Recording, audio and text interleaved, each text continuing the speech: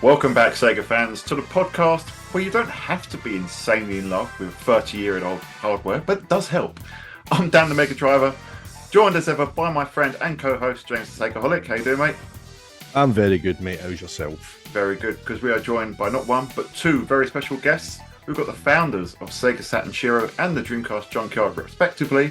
It's Saturn Dave and Tom Charnock. Gentlemen, welcome back to the show once again. Thank you for having me. I don't want to speak for Dave. I was going to say thank you for having us, but thank you for having me back on. Speak for me. I'm lazy anyway. Yeah, no, thanks for having me. Great to be here. Thank you. I'm glad to be on the podcast with Tom because I've been listening to him for years. Believe it or not. Like, you flatter me. You look. I'm sure you get this all the time, but you look very young for having been in this for so long. You know. Oh, God, thank you. When I first heard you, you sound like a crusty old man. Honestly, you're like this Jaguar fan, and you sound like way older than you actually look. I've got to be honest, Dave. I did listen to the Dreamcast Junkyard Dream Pod with yourself and Patrick on it. And there were some choice comments about the Atari Jaguar, which I thought I'd just pull you up on slightly. But no, I let them slide. But no, I love the idea. I love the idea of the Jaguar, but the Jaguar itself. Let's not go down that avenue. But no, it's great to actually finally speak to you, like, you know, not face to face because we're on opposite sides of the planet. But you know, I've obviously been listening to your output and content and watching you on YouTube for God knows how long, and we've conversed, you know, over the years, but to actually finally speak and be on a podcast together is great. So thank you to the Sega guys for putting it all together. Really, yeah, absolutely. Thank you guys. All good to have you guys on. Because obviously we both listened to both of you for a number of years before we were even going. So it's great. What's that all about, by the way? You don't think about that, like. They're thanking us for getting them together, but we were listening to them before we even started. That's messed up. That's just I don't know. I maybe we never had Tom on because we were, you know, specifically Saturn related, but this works, you know, right? Because he's mostly a Dreamcast guy, but I mean you're like everything Sega guy, right? You know. Oh yeah, man! I had the Saturn. I was there in the trenches, you know, as the phrase goes. But I've just noticed as well. I'm the only one here that's not repping a Sega thing. I suppose it technically is because Half-Life was on the Dreamcast, so I am technically repping the hey, you know, that's Dreamcast true. version of Half-Life thing. Yeah, no, there was no memo. I just assumed. I was like, you know, I might as well. And I have a really boring background in real life, so I just put up the Saturn. You mean you're not in space? I am not in space. I am in the garage right now. But my games are like over there. You just killed the illusion, Dave. Come on, we don't pull the curtain back, man. Come on.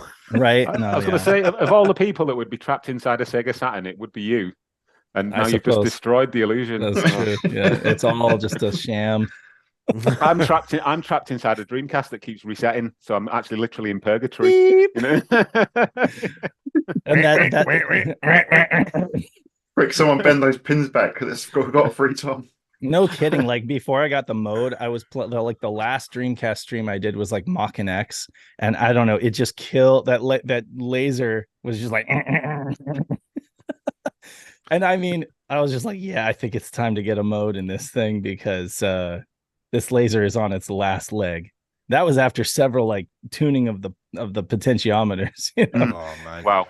Yeah. I remember whenever we had Tom on, like the last time we were time before that was the first time we came on, and like for like 10-15 minutes we just ended up spent this time talking about impressions of Dreamcast drives. Like Tom did a really good impression of the disc stopping spinning, like. It's like, you know. I'm not going to attempt to like, you know, recreate that moment because it was so perfect the first time. I don't think I'll ever get there again. You nailed it. That's it. One and done. That's it. That's that. The Dreamcast is a very noisy console. Like the Saturn isn't nearly as noisy. Like unless you've got it plugged into speakers, then of course you got error pings here and there. But like, the console itself is pretty quiet. See, I had to put my stock fan back in because I was like, I modded mine out, and I had to knock to a fan in there. But it didn't sound right. This thing sitting there silent. It had to make some noise. Yeah. So I put the stock Unnerving. fan. Aye, mate, it is. I was like, ooh, I don't like this. It's too silent. I'm like, is it on? Is it working? Like, Have you noticed that some Dreamcasts have got like a different like pitch of fan? Mhm. Some of them are like really high pitch, and some of them like you can hardly hear them. Yeah. Those of us who have multiple Dreamcasts, Yeah. we know, right? Yeah. I've got 3 around me. Exactly. Yeah, they're all a little different and all a little temperamental in my case. But yeah. Oh, they are temperament. I mean, the reason why I've got 3 is I've got one with a GDMU in. I've got a PAL one that's hooked up to the CRT so I can play light gun games, which would be, and then I've got the VGA one. But the reason why I've also got the CRT one is because a lot of games don't play on the VGA. So my original Japanese one from 1999 hooked up to a VGA monitor. So, but those folks that do the mods, where they like cut it down and make it like the slimmest, smallest Dreamcast, like 3D printed or whatever, that does nothing for me because I think that the Dreamcast is like one of the sexiest consoles ever designed. Yeah. So I can't do anything to that design. Like I don't want to change it and turn it into like an Apple TV. That's what they try to do is like, here's the smallest Dreamcast. It looks like an Apple TV. And I'm just like, no, give me how do you improve perfection? Right. Yeah. How do you improve perfection? There was a shell that someone put out, and it was a video, and the ultimate Dreamcast, and it was like this, like silver with a kind of like a blue out, and it's like it's got an embossed like Dreamcast swirl on the top. Like it's like why a little gaudy. It just doesn't. It's like you're kind of removing a bit of the soul of the system. Like, right, yeah. Even if you've got a yellowed white one, it would still be nicer than that. You know what I mean? It's like, yeah. That's why I got the black shell because like, no. My wife was fed up with me every summer going to the chemist and coming back with a bottle of Bee Blonde and then stripping a Dreamcast down and like getting the egg baster brush out and putting peroxide on the Dreamcast. Put it on the draining board. I have a really nice white one that's completely boxed, and I keep that in like one of those protective sleeves, But like my daily driver is just yellow, and I don't care. I'm just like, it is what it is. It's a Dreamcast. Tom sent me a video a while back. Remember you'd unboxed the Dreamcast? It was like in storage. I just remember it was a video. Like, look at this. It's been in the box. No sunlight. It's fucking yellow. Was that yellow? Got that one. Yeah, I've got it. Really? It's the Mr. Yukawa one, which is completely wrapped in plastic still. It's got all the little inserts and booklets and things. Even got like the modem cable, everything. I don't think it's ever been really used. And I just got it out one day to look at it, and it was yellow, and I was like, oxidization or something like that. That's crazy. Yeah. That is wow. I need to go check on. Yeah, check your Dreamcasts. Check your Dreamcast. I mean, but then what can you do really? Like, I mean, you can retrobrite it, but only to a degree, right? Before like you just completely destroy the plastic. So the match of time comes for us all, doesn't it? So I just love Tom's like angry Dreamcast reaction. It's like it should be a gif. like Darth Vader, like yeah, like I've got my daily drivers on the shelf. You can't see it because it's all blurred out for some reason. It's but it's the Sega Sports, the black one, with the GDMU and everything in it, and it's also got the DC HDMI mod. It's the one that Citrus PSI. Is it Citrus 3000 PSI?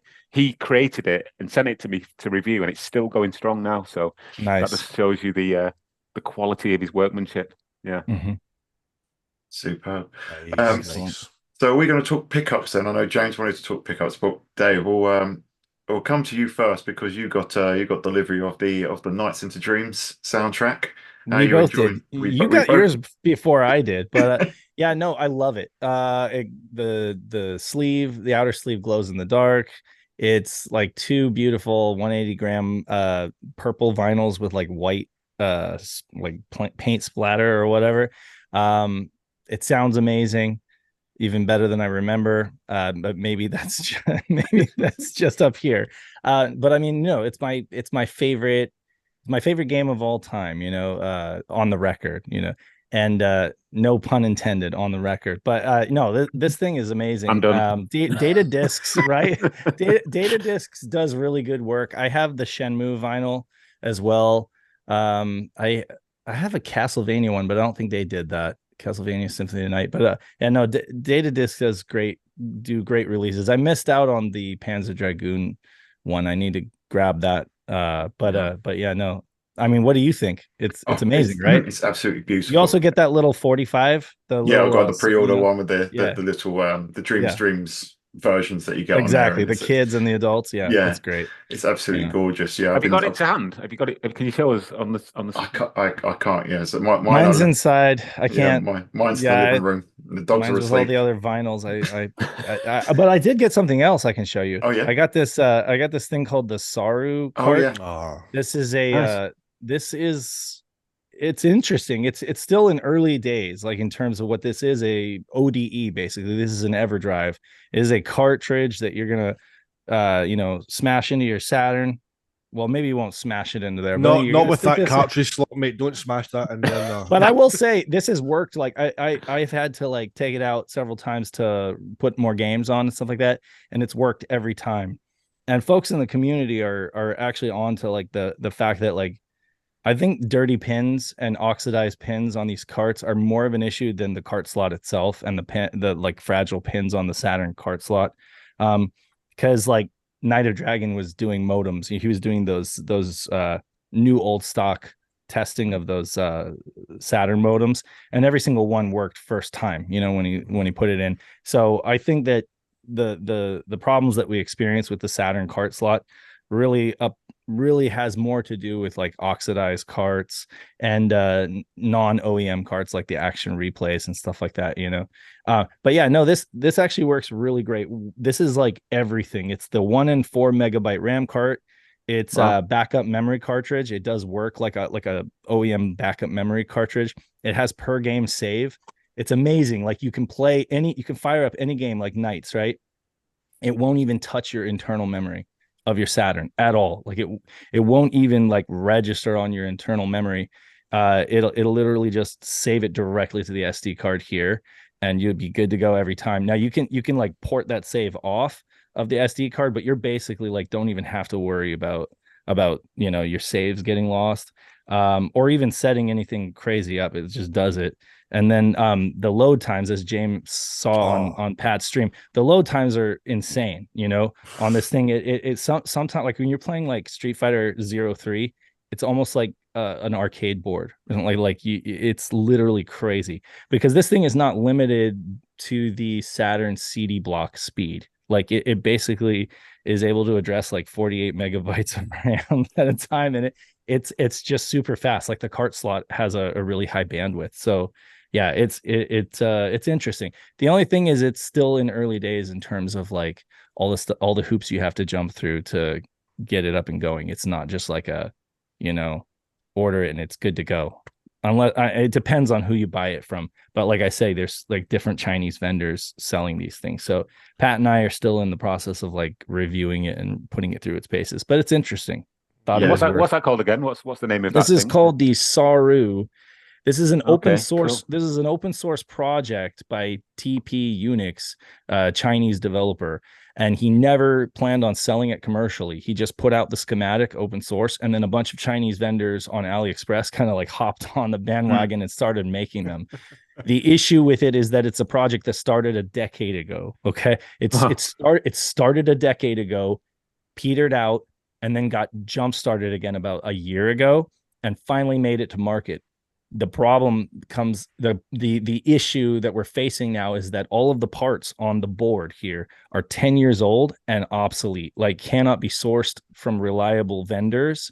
Wow. So Chinese vendors are literally like pulling chips off of e-waste and using them to make new carts. And folks are getting those carts and they're working, but then when they go to flash the firmware, it bricks it, right? Because a lot of those, what people have to understand is those RAM chips, to remove them from scrapped e-waste, you have to heat them up really hot, hotter than you probably want to, I mean, more than you want to be safe, so some of them might end up working and then some of them might be faulty down the road. basically. So yeah, we bought from a vendor and paid a little bit more to ensure that we would be getting like new old stock parts, not like scrapped recycled chips. But anyway, so I'm really hoping that somebody comes along and does like an updated board revision with like modern alternative parts. So anyway, yeah, fascinating. I know that was a mouthful, but anyway, yeah. So yeah, don't anybody go out and buy one of these just yet, unless you're feeling adventurous and you have like $100 you want to blow. The fender is amazing. The satiator is amazing if you already have that. And this is no replacement for the satiator just yet, but it's still pretty cool. It's really promising. Got a really good, because I was a bit skeptical about it, but when I saw you brought it on the Shiro show a couple of weeks back, it looked really impressed. So hopefully when we waited like a year. We did not hop on right away because we believed that the hardware was going to change and they were going to go with a new FPGA, but they just didn't. Yeah, I think that all the vendors building these things and putting them out there kind of forced the hand to just move on as it was, with the schematic as it was, and just forget about updating. Also, the semiconductor shortage has kind of like tapered off, and so they're able to get those Cyclone 4, those Altera FPGAs a little bit easier now. Also, Intel bought Altera, so that might have something to do with it. But yeah. So, and you said as well that the guy, the Chinese vendor that put the schematics out, he's also going to support it with firmware updates as well. He has been, yeah. Like I don't know, sense of responsibility or duty, or just not wanting the project to garner a bunch of negative, like skepticism, like Dan was saying, because we were all skeptic, And then when we started hearing like, oh, here's a vendor, people are getting these carts and they're bricking, right? Well, he scrambled and he, fixed the firmware to support these like unofficial clone carts, right? Because I mean, talk about like that's going above and beyond. But yeah, right now the way that it is, you don't actually flash the cart. You don't physically like flash the firmware. You just put basically like a new menu version on the SD card, and that it reads the firmware off of the SD card in real time. It does. It's you're not like firmware, basically that association. At least as it is right now, you're not making any permanent changes to the ROM chips on here. You're just basically putting a new menu version, and so far, it's a lot of fun. It works really great. Yeah, so. If like I say, maybe Sega guys need to grab one, I think we will down the line and test it out. I'll give you links so that you know exactly what to get. Yeah. Okay. I mean, like whenever Pat done the stream after Friday's like Shiro show, and he put Sonic R, and he went on the menu and he clicked Sonic World, and the screen went blank for like a second, and it was and I was like, exactly, holy shit, it's loaded. That's the most impressive part, is in-game loading is almost non-existent, and that doesn't exist on Satiator or Fenrir. Like Satiator and Fenrir, they're still beholden to, they still are like lock in sync with the CD block speeds. So it's like the best they were ever going to be are like a fresh day one Saturn laser, basically. That's as fast as they'll perform, that theoretical max. But this doesn't care. This is just like, I'll go as fast as you'll let me, so it'll load like a gig of information, and I don't know, but it's really fast, almost to a fault though, because some of the games like rely on that timing, so they have like a little configuration file that folks in the community are like tuning on each game to make sure that every game performs well. So yeah, it's one of those things where I see like a year from now, folks grabbing one and just being able to download a configuration file that other people have like painstakingly worked to like perfect. And it'll be like the RetroTink products where you have like a template for every device you want to. It's like that. It's quite similar as well in a way to the kind of GDMU, because remember the 5.15B firmware, right? It was Skies of Arcadia's intro and Resident Evil Code Veronica, the Tiger Eyes puzzle. They wouldn't load it. Apparently it's to do with the load speed, the read speed of those games is slightly different to the rest of the library. So the 5.20 firmware changed the read time, but all the other games apparently weren't affected. It was just those two. So they kind of brought everything in line so those two worked. But I know Derek Pascarella, he patched Code Veronica anyway to work with the 5.15, which I've got on mine. Right. And there's no point patching the intro for Skies. That's just like, just press start. No, don't worry, but just I don't need to patch that. But no, it was good that he patched Code Veronica as well.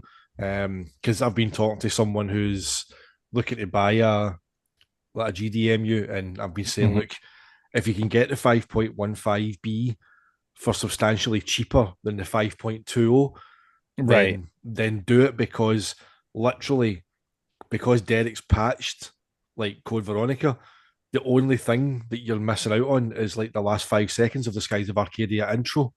Like, don't pay 30 quid more for the end of an intro. Yeah, like you don't need to. Like, I'm trying to save you money, mate. Please don't spend more than you have to. So, I mean, with every device, every solution has a drawback. Like with Fenrir, you lose the CD drive if you want it. You know, with Satiator, you lose the VCD card slot, right? And with this, you lose the cart slot, which means you can't do online. And as folks might be familiar with the recent Saturn scene, like, we're really big into online. You know, there's 14 games that support online play on Saturn, and we're all about it. And Sega guys are about to jump on board because you guys just got modems, so they're coming to you. So yeah, like, that's the thing that I'm like, okay, this is poised to be the end all be all for Saturn ODE solution, you know, flash cart solutions, but it negates the ability to do online unless they figure out a way that there's a USB, there's a footprint on the board for a USB port on the side here. And if they figure out how to basically route serial traffic out of that USB port, then we could technically emulate like Netlink. That would be, but I asked him about that, and he's like, yeah, well, we have to like solve the problem of food and clothing before we can, save the world or whatever. Yeah. That was his answer to me. And I was like, okay, fine. But I'm like, I'm a few steps ahead because I have all the ODEs, and I'm less interested in, like, you know, commercial game compatibility. At this point, I'm more interested in, like, what can this thing do, you know? Anyway. No, what's the compatibility like on the library anyway, Dave? Oh, well, like, I haven't like tested the entire library out, but every game I've thrown at it, it runs fine. But I will say it does a thing. It does a thing that, and this might just be down to that configuration file that I'm talking about. Nights into Dreams, Daytona USA, when you fire them up and they, you know, like Nights gives you that little like that little like music at the beginning of the start screen. And Daytona, you know, comes in with the cars, do. So it does like a little glitch, like it does like a momentary, like almost like the music hangs for a second, and then it like comes in and it's fine, and the whole game plays fine after that. But like, that's something that I think is a timing issue. With this, timing was always the issue. This thing just runs too fast. It's too like outside of spec. And that was one of the issues that Hitomi 2500, who's a developer in the Saturn scene, and he's like a member of Sega Extreme and stuff. They've worked on other projects. Like, that's one of the things that caused them to just quit and drop off the project. They were like, we just couldn't figure out the timing issues, so we just chalked it up to like a lost cause. But TPU just kept going, you know. And I mean, I guess he overcame that, you know, just through sheer force of will. But yeah, they figured it out. But essentially, like, timing is the biggest issue with compatibility on this cart, is just getting it to run each game at the timing that the game and the code expects it to. And that the solution that they figured out is to have this configuration file that sits in the root that can be edited, and any game that is having problems can just kind of you can just kind of like, it's like changing a potentiometer, but like in code, you know, you're just putting in a number that'll allow it to kind of like behave, basically. Yeah. So yeah, that's enough about Saru. I don't want to dominate the conversation with Saru. It's what's going on right now. Folks are talking about it, so it's interesting. Hey, I'm learning. Yeah, I'm learning something. It's great. Yeah. Yeah. And anyone that hasn't seen, you know, your show from, I think it was the show before last, wasn't it? They should check that out, because there's a lot of great information in there, and it's definitely something that any Sega fan should be sitting up and taking notice of. So no, that's brilliant. Yeah. Tom, you got yourself a pickup, didn't you? We were talking about just before we hit record. Yes, I do have a pickup, but I also got something else to enable that pickup to be played. Oh, yeah. So give me a sec. I should have got this earlier, but I need to just go off camera a sec just to grab what it is. Okay, give me a sec. Okay. First it was water. Now it's not. While Tom gets that, we're talking about audio glitches. Fenrir's got a quite charming little audio glitch on Sega Rally's title screen. Whenever it goes Sega Rally Championship, and then it tries to play the start note again from like the track mode, so it goes Sega Rally Championship. It just adds this wee jingle to the end. So maybe this is not that weird of a thing. Like maybe so like with the satiator, I don't ever have problems with any of that stuff. But like maybe audio glitching on some of these ODE solutions is not out of the ordinary. Like for so like I said, it's just early days. You know. Anyway, Tom, what did you get? Right. Sorry. Yes, I'm back. Right. So this is not as exciting as the Saru, but so this is my Saturn. Well, we'll see. This is my Saturn. Oh, nice, beautiful. Very similar to the cushion that you have just to your right there. It was my Saturn cushy twins. one. Saturn twins. So this is my Sega Saturn, which has the UK power board in it from James's original Sega Saturn, I believe. Yeah, okay. Yeah, so there's a bit of a history with that one. But obviously it's a Japanese Saturn. Yes. And so I can't play PAL games on it, because it's just a stock Saturn. Is that the one with the fan, by the way? Is that the one with like the little fan holes on the side? It does have that, yes. Nice. So that is a launch. That's like a launch Japanese Saturn. Yeah. Nice. So I went and bought this. I don't know if you can see it. You got the all-in-one. Oh, nice. Yeah, the all-in-one huge cartridge. Yeah. Which Very nice. It allowed me to. It's not got all of the functionality, so it's not got the action replay or the 8 megabyte memory card functionality, but it allows me to play PAL games on my Japanese Sega Saturn.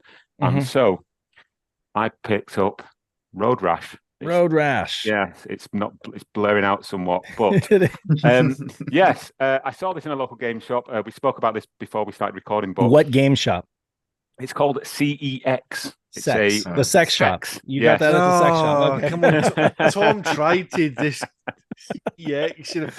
I remember when it was called. It used to be called Computer Exchange, and I for some reason I still call it Computer Exchange, and I refuse to call it sex.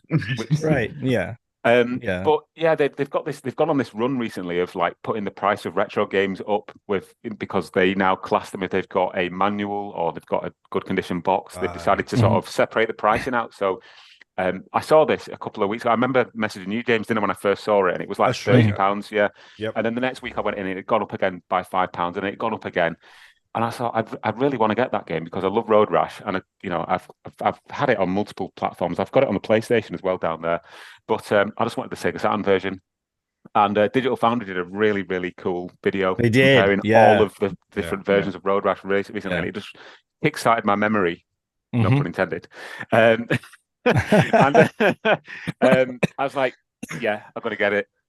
So that game that appreciated like $15 in how long? Like 2 weeks? In like 2 or 3 weeks. Yeah, and I that's thought ridiculous. It's going up. Yeah, so they've got a very small Saturns collection in this particular shop, and everything has just increased in price recently. And I keep going in there and looking at stuff, but it's things that you not necessarily you don't want, but it's like the football games or the soccer games just stay at £5. They never increase, but everything else, like they've got True Pinball in there, I think it is, and that just keeps going up. And a couple of other games they've got. It's a light gun game. Is it Area 51? Is that on the Saturn? Yeah, Area 51. That's like £150. I'm like, why? That's ridiculous. That's just ridiculous prices. It's that's like a $40 game at most, I think. But that's crazy. I will say though, some of those football games are slept on. Like Saturn's got some good sports games, and people just assume they're trash. Because they're sports games. But like I'm very eclectic in my game. In what I enjoy, and Saturn's got a lot of great sports games. James was telling me, or Dan was telling me about a great Japanese soccer game that was like the end, probably like the best soccer game on the Saturn. It's like a Japanese clubs only, right? Yeah, I have a hard time because it's Sega Worldwide Soccer is probably my favorite, but this right. is a Sega very Worldwide, close Sega Worldwide 97, right? Is the one, or 98. I can't remember which one's better, 97 or 98, but yeah. So I think you're talking about that's the one. Yeah, this one. The lights. What? The lights Yeah, in what it. is that called? So this is J League Jikyo Hondo no Striker, which is basically just ISS on the Sega Saturn. I downloaded that right after you told me. I haven't tried it yet just because of time, but like I put it on my satiator and I definitely want to try it out. Folks need to give that a shot. The commentary is outstanding. Is it? Yeah. Oh, it's so outrageous. Honestly, it's just you'll just laugh. It's like just so loud and in your face. It's like that is brilliant. I'm sure you've done a video on that game. Have you, James? Yeah, I did. I was a good while back. It was a wee playthrough. I think I put an Ali McCoy pun on there as well. Going, it's absolutely sensational. But Ali, is Ali in the room? I'll tell you something else. I'll tell you something else. You know, it's like, oh man! Did you guys know there's a football or soccer, whatever you RPG on the Saturn? Yeah. Yeah, by Enix. That's by Enix, yeah, and I can't understand it because it's all Japanese, but like that's another one I wish would get a translation, but like who's gonna? I know. There's only so many of us sports fans. Like most people want, Do you know what that reminded me of? Remember the cartoon series in the 90s called The Hurricanes? Oh yeah. With the Hurricanes. I mean, it reminds me of Inazuma 11, which I love. Inazuma 11. I love that series on the DS, and there's like a cartoon and everything. You're like it's like a shonen soccer game. There's a bunch of games like that on the Dreamcast, isn't there? Like Let's Make a J League soccer team and things like that. Yeah. Mm-hmm. There's a few of them, isn't there? Yeah.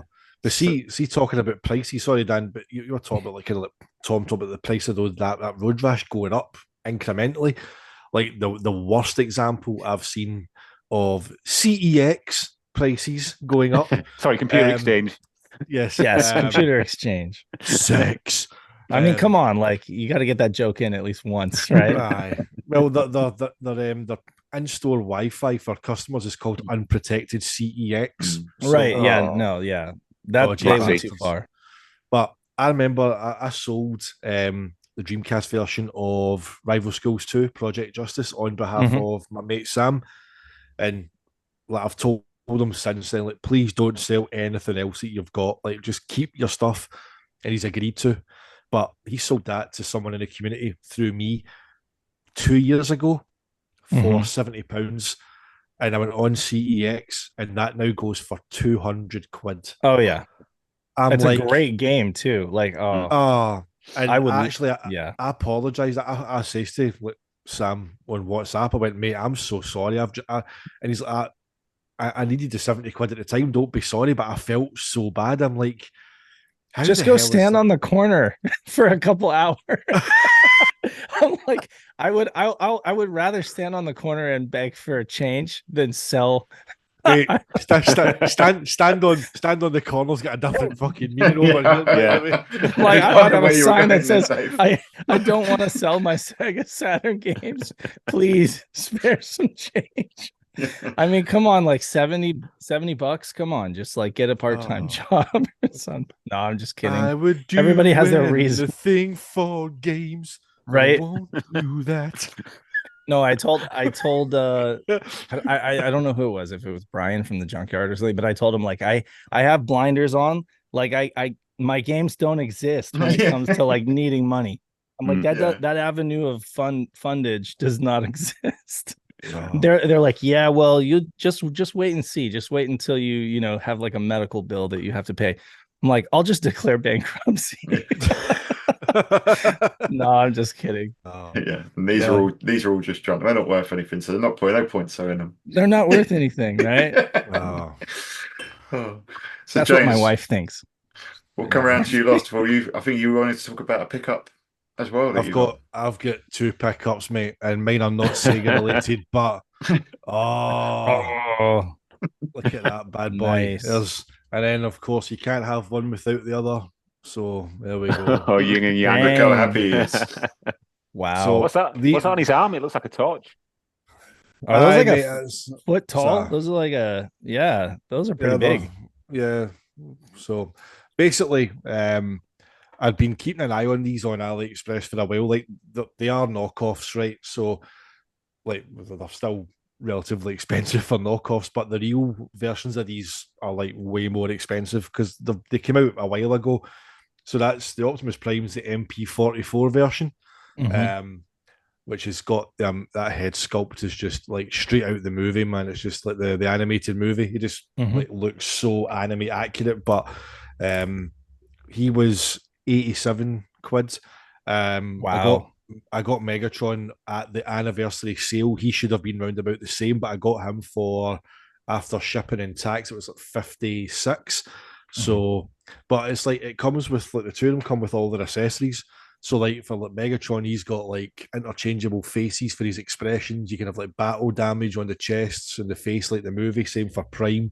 You can add like the wound in his waist that he's got in the animated movie as well. But interchangeable heads, you can put like Starscream's head on him to replicate like a scene from Megatron's Master Plan. I'm pure geeking out on Transformers now, but no, just big parts of not just my childhood, but I think a lot of people my age is kind of childhood as well. Like 40 years anniversary this year. I was like 5 whenever it started in the UK. So James, I think at this point it would be remiss of me not to give a shout out to your incredible WhatsApp video messages where you were like literally recreating scenes from Transformers on your phone and editing in bits of anime and sound effects and voiceovers and everything. I'm just like, this is like a Hollywood production in WhatsApp that he's just shot in 5 minutes with his new figures. Like, what? You're wasted, man. What are you doing? One shall stand, one shall fall. I think I'll have to do bonus content at the end of this video. Oh my god! But honestly, it's like I'd wanted these. Like I had the original, like the very first editions of the Masterpiece Prime and Megatron, and they were pretty bulky and quite janky. That was like years ago, and I sold them. These must and all things like that. But these are like so like cartoon accurate. Like they just look as if they've been lifted off the pages of the cells for the animation. So I was chuffed to get them, and they came pretty quick as well. Like Megatron was on AliExpress's because it was the anniversary sale. It was one of the choice sellers, so it was like 4-day delivery. So it's like I've ordered things from England that have taken longer than 4 days. Right, this thing came with like China in 4 days. It amazes me how fast shipping from China is these days. Like how do they do that? Prime took like it was 3 days to even get shipped, and then it was at 11 days total transit. So like I'm sitting with one and I'm watching the tracking for the other one, and like once Prime got on the plane, man, there was like nothing until they hit the UK. It's like Megatron sitting here going, "Where are you, Prime?" It's like yeah. So or rather you James were doing that, sat on the couch like looking like every time somebody walked past, like, is that the postman? Is that the postman? Prime! Where are you, Prime? It's like, yeah, we've just lost about 12 people from like the live stream at this point, probably. Like, I'm here for Sega chat, man. Like, grow up, you fucking man child. It's like I don't care, man. I've been after these for like a long time, and I couldn't ever justify like the 300 quid for MP44 genuine. So this KO will do. But that's kind of where I'm at with the Delta on your shirt there. I'm looking for a replica Delta like that is accurate to the one that's in Sega Rally.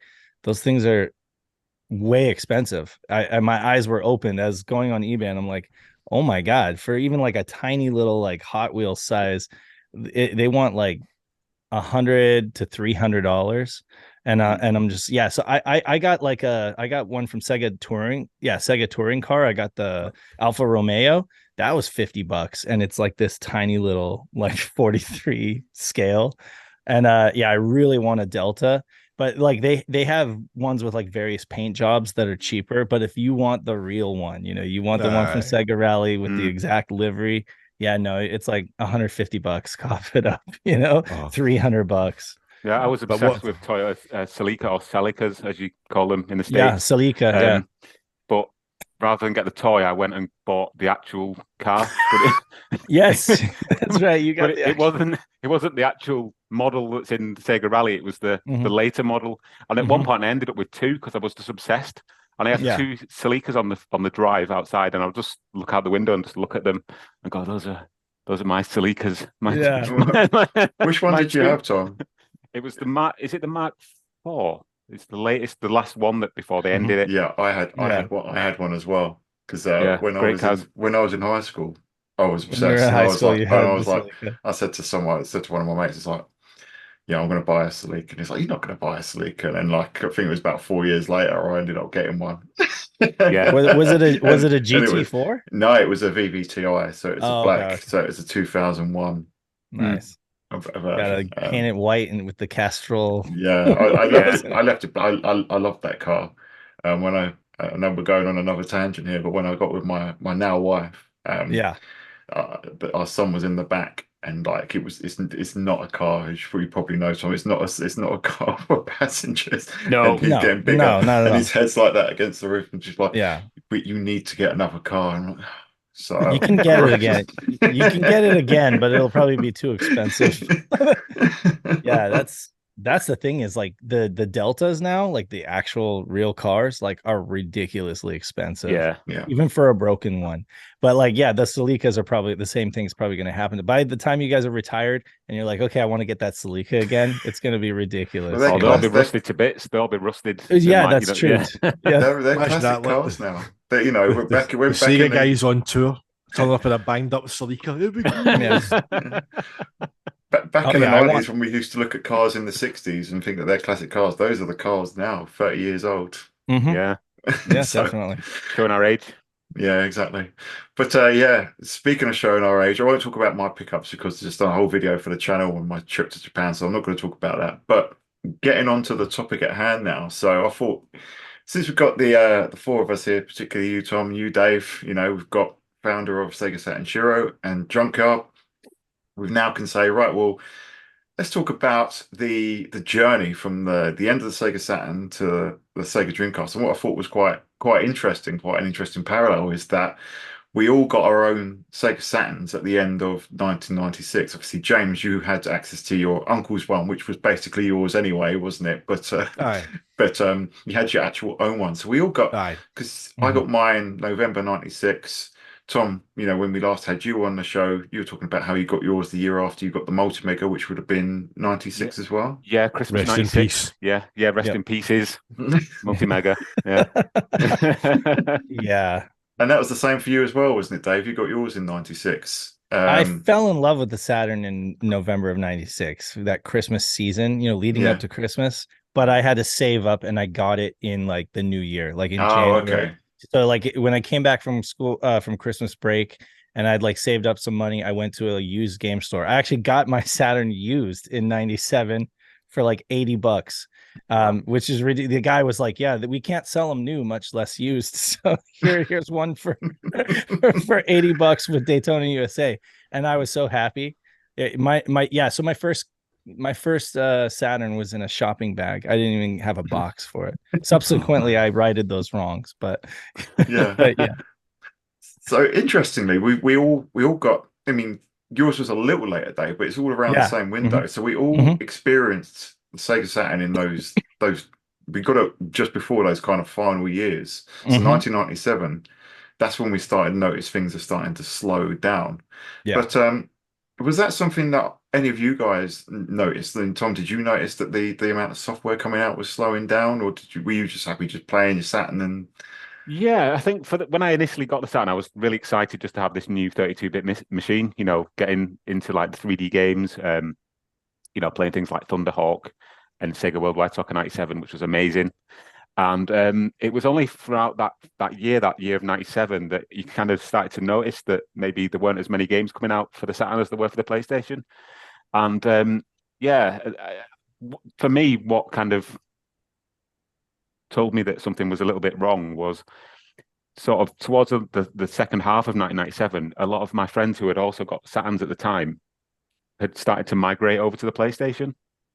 And I was just kind of like, I'm going to be the last man standing here if everybody else just keeps, and these people who I'm talking about, they weren't necessarily gamers in the traditional sense. They were just people who casually played games, whereas I was kind of really into it. And they were all migrating over to the PlayStation because they had games like Toka Touring Cars and Metal Gear Solid and that kind of thing. And I was just kind of like, well, what's happening with the Saturn? I'd go into game shops, and as I think we mentioned on another conversation, the selection of Sega Saturn games was getting smaller and smaller and smaller. And in the multi-format magazines, the Saturn reviews were becoming scarcer and scarcer. So it was kind of like a gradual sort of creeping thing, wasn't it? There was no one particular moment where it just suddenly switched from being everywhere and then it was nowhere. It was just over time, it just kind of dwindled a little bit until, like you put a crab in what's the analogy where you put a frog in a hot pan and you turn the heat up. It's only slowly. It's kind of like that. I mean, not a very nice analogy to use, but you get what I'm saying. So. Yeah. Don't know if you guys can relate to that. No, I think for me, there was the excitement of getting it. And I think I got the feeling that something was going a little bit wrong when we got the core design demo disc, which had Fighting Force, and then we got the Gremlin one on Saturn Power, which had Reloaded. And neither of those games ended up coming out. And then X-Men versus Street Fighter kind of got canned as well. And I think in the US, it's probably, you got, I know we've probably touched on this before, I think, Dave, but I think it was something similar you must have noticed on your side as well. Midway through 97, things start slowing down. Yeah. I mean, so I lived in it because my dad was into video games too, and we got a PlayStation first. It wasn't like I had to choose, but like I chose Saturn for myself because that was like an adventure I wanted to go on, and my dad wasn't interested in Saturn at all. It was just like my console. So I was really excited to get the Saturn because I had wanted it. I'd wanted to play Daytona for so long, and again, like the clerks in the store, like kind of guided me away from it, and we're like, no, just get this other console. So in 95 or 96, we got the PlayStation. And so it was like, it's crazy, like this roundabout journey that I took to actually finally get a Saturn and Daytona and then nights, so like I was so excited to have the Saturn, and 1997 was an amazing year of just like playing the Sega Saturn and Panzer Dragoons Vi and I don't know, Croc, for better or worse, and like all these other amazing games on the Saturn. And then like going to Barnes and Noble and getting the magazine from the UK, importing official Sega Saturn magazine, because there were a couple little hints. First of all, I was like, why do we not have an official Saturn magazine in the US? And I would come to find out, through asking people, it was just like, because it was just not popular enough to even support one. Like nobody cared. So I was like, well, that sucks. And then my game store that I would go to religiously, Electronics Boutique in the mall, what Saturn games they did have, you walked all the way to the back of the store, and it was on a shelf like towards the bottom. Even like on the top of the shelf, it was mostly like, peripherals and stuff like that, like for other consoles, but it was just the Saturn games were like this bottom little shelf, and I was a little naive, but I thought that sucked. I was like, how fair is that, that all these other games get like prime real estate. So I guess like I figured it out. I was like, okay, this console must be like in its twilight. But like for me, I'm just like experiencing all this stuff and playing catch up, So because I had like 2 years of catch up to play, and so I was like renting games that I'd never played and stuff. And yeah, like I remember reading in official Sega Saturn magazine, they said something about like things aren't looking great for the Saturn, and that Sega's already, developing this new console, behind the scenes and stuff. And that was like a gut punch to me, because I was like, wait, I am in love with this console and I just got it and I'm just trying to experience it this year. And now all of a sudden I'm hearing that like they're shutting everything down, and going to go into hibernation, for like a year until they release this thing in like 1999 or whatever. Yeah. So it was rough. Yeah, it's weird. I remember reading about the rumors of the new console, and I was actually quite excited, because at the time Sega was bittersweet. It was like, yeah. Well, the thing is, I didn't connect the dots. I didn't think that the new console would mean the death of the Saturn, because in my head I thought, well, 1996. Right. Last year we still got Master System games. We got Mega Drive games, Saturn games. They'll still make Sega Saturn games and this new console. So me naively thought, Saturn will be fine. There'll still be a few games that come out for it, just like the Master System. I didn't think that the whole thing would be killed off by Sega effectively the next year. But do you remember when? Sorry to cut you off there, that's Dan. Right. Do you remember when the successor to the Saturn wasn't going to be a whole new console? It was going to be an add-on for the Saturn, and it was going to enable things like Virtua Fighter 3 to be played on the Saturn. And it was like, in my mind, I was kind of like, well, they did the 32X, so that doesn't seem out of the realms of possibility that it could be a cartridge that goes in the back of the Saturn or something. There's all these kind of rumors. And so that didn't seem out of completely impossible, essentially, is what I'm saying. So, yeah. There was a story in Sega Saturn magazine about, I'm pretty sure, it was a kind of small segment of the page, but it was like Saturn VF3 confirmed. Yep. And I think the chat was meant to be that it was going to be like an accelerator cartridge that was going to use the 4 megabyte kind of RAM style design. But they did that in Next Generation too, or Edge. They covered it a bit. There's this kind of myth, and nobody's ever been able to kind of obviously corroborate it, but there's people who believe there is like a Saturn build of Virtua Fighter 3 out there. But people, there was those screenshots that came out, and apparently they're actually allegedly badly emulated Model 3 footage. It's not actually the Saturn game. It's just because it's glitchy that people go, oh, it's the Saturn stuff. It's actually really badly emulation. What is out there visually is not on Saturn. That's the arcade. But I mean, is it hard to believe? I mean, there's a Saturn build of Shenmue. We know that for sure. So I mean, and we know that Shenmue was based on Virtua Fighter, right? It was Virtua Fighter RPG. So it's plausible that they were working on something. We just haven't seen it. That's all I know. I think it's been confirmed that they actually were, and I think one of the reasons why Genki did the Dreamcast port apparently is because AM2 was still busy with the Sega Saturn port, which never saw the light of day. That's one of the things that I read, which is bonkers. Oh wow, fascinating. So obviously they're working on Shenmue, and then they were apparently working on this Virtua Fighter 3 port for the Saturn, which seemingly they've scrapped, and we've never seen a bit of evidence for. So, Dan, you made a good point though. Like, we're 30, almost 30 years on from the Saturn, and trying to remember how I thought and felt back then is sometimes hard this long after, because you're there's so much pollution. There's so much from everything that you've heard subsequently online and everything, trying to sort out what was actually just purely your experience back in the day. And so you're right. What reason would I have had to jump to that conclusion that Saturn would be discontinued? Well, I mean, first of all, the dude that sold me my Saturn told me that he wasn't selling any Saturns, right? And he said that it was just a fail. He told me it was a failure of a console, and I was like, really? Why? It seems so awesome. It has such great games. I guess I'm the winner there, because I have no competition, trying to pick up these games.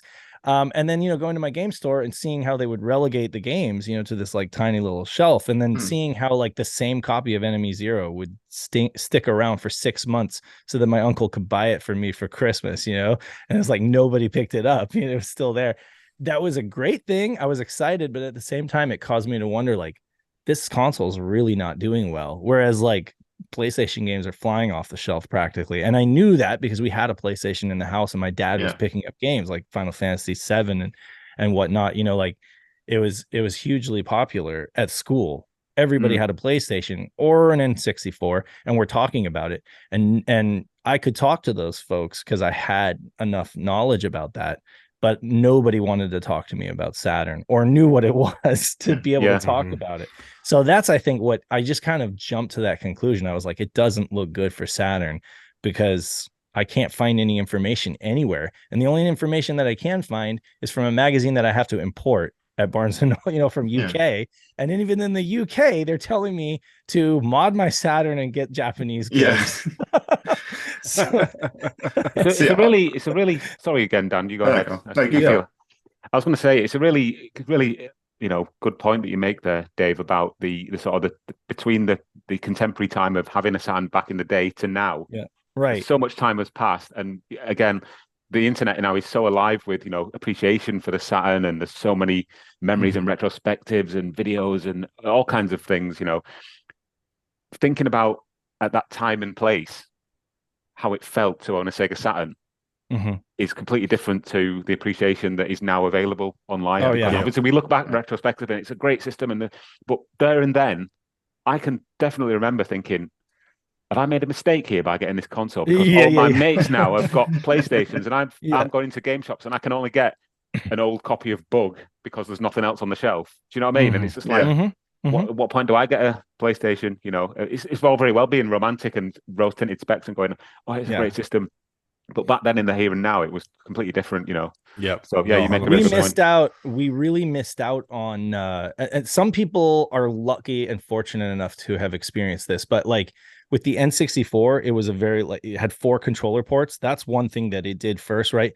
4 controller ports on the console, and it was very much designed for like parties and stuff. So I remember the one party trick of the N64, that thing would make it to like group parties more than the PlayStation, because they would throw that up on like a huge projector, and they would play like GoldenEye, right? Or they'd play Star Fox, multiplayer Star Fox, and everybody wanted to like take turns and, be on that console. And so I was thinking, like, it sucks that Saturn doesn't get, like, you'd have to like create that kind of experience today. You'd have to round up your friends. You'd have to like very deliberately try to create that kind of experience with a game like Guardian Heroes or something, which Saturn has those experiences, but we didn't get to do it back in the day, which is a real shame, because it could do it. It's just nobody cared. Well, I actually did do it. You did. I don't know if I told this story Go before. ahead and say it. It was because it was the same with me. I was pretty much the only person I knew with a Sega Saturn, and my friend, his parents had gone out, and he was like, my parents are away. If you want to come around, we'll have a day of playing N64 in my living room. Oh, right. Bring Mario Kart and GoldenEye. And I was like, I could bring my Sega Saturn. And it was just like, whatever. What was being said? I was like, well, I've got a few games. I've got Saturn Bomberman, Guardian Heroes. I've got a multi-tap, and so I got around there pretty early, and it was just 3 of us there. And I was like, I'll set the Saturn up first. You can try it, and if we don't like it, then we'll play the N64. We put Guardian Heroes on, and the rest of the friends came, and I had 6 controllers. I don't know why I had 6 controllers. I just did at the time, and that's phenomenal. And we put Guardian Heroes on, and they got round at about midday, right? And the parents came home at midnight, and we were still playing Guardian Heroes. The N64 didn't even get turned on. And that in Christmas 1997, 3 of those friends bought Sega Saturns, which is an even worse time than buying it at Christmas 1996. But they got them for like Christmas for like dirt cheap. They were like it was like £99, and you got Sega Ages and Sega Rally and a few other games. So they were just basically giving them away then. That's incredible. That memory is priceless. Like that just doesn't happen. You're maybe like the only person aside from Sega Lord X that I've heard actually like had memories like that. I think that's why in my head it feels a little bit different. In my head, I thought that the Saturn was still going to kind of kick around, kind of like the Master System did when the Mega Drive was around. It was in the background. It had its, because we got a Master System in 1990 or not 91. We got a Master System, which obviously the Mega Drive had been out then. So I thought, it's just going to be basically the same thing. We'll have the previous gen's console, and and then there'll be the new one, and we'll get that. We'll get that down the line. And the stores, like the electronic stores that I go to, we still had, like in Curry's, there'd still be shelves of Saturn games, which were pretty much equal with PlayStation ones. Games would stay on there for a little longer, but I was thinking, Saturn's doing okay. But obviously, I think, from what you're saying, Tom, it wasn't always that rosy in the UK. Whereas even though we had the magazine, there was still, still the issues there. And I think, you made a good point there that your mates were picking up PlayStations. So James, I'm going to come to you now, because you actually did get a PlayStation in 1997, didn't you? And what was your view on it then? On the Saturn or PlayStation? On the Saturn's before. So was the writing on the wall as far as you could see? I mean, me and Sam had a ritual. I know Mel has spoken to Sega Lord X, has talked about him and his best friend Nathan at the time. So like, for everybody has a Nathan and a Sam. Like you had a mate as well, didn't you? You know, I've got Charlie and exactly. You know, so we all had a best mate that we kind of lived these experiences with, and like during like weekends or school holidays, like Sam and I would literally walk from where we stayed in Scotstoun at the time to partake in Byers Roads, which was like a. It's funny that there was an old railway line that ran like, God, all the way from like Loch Lomond all the way into the city centre, and they basically it was shut down in like the 60s or something, or 70s, but they changed it into like a cycle track. So they ripped all the track up, tarmacked it, and it was literally just a cycle track that you could walk or cycle from the city centre to Loch Lomond, right? But so we would just walk along that, talking about games, talking about what we'd read in Sega Saturn magazine, what we'd played on demo disc, stuff like that, just gabbing away about Saturn games. And we always had like certain stops that we would make. So the first one was like kind of Blockbuster in Partick. Then there was, I can't remember the name of it, there was Game Zone and another game shop in the same block.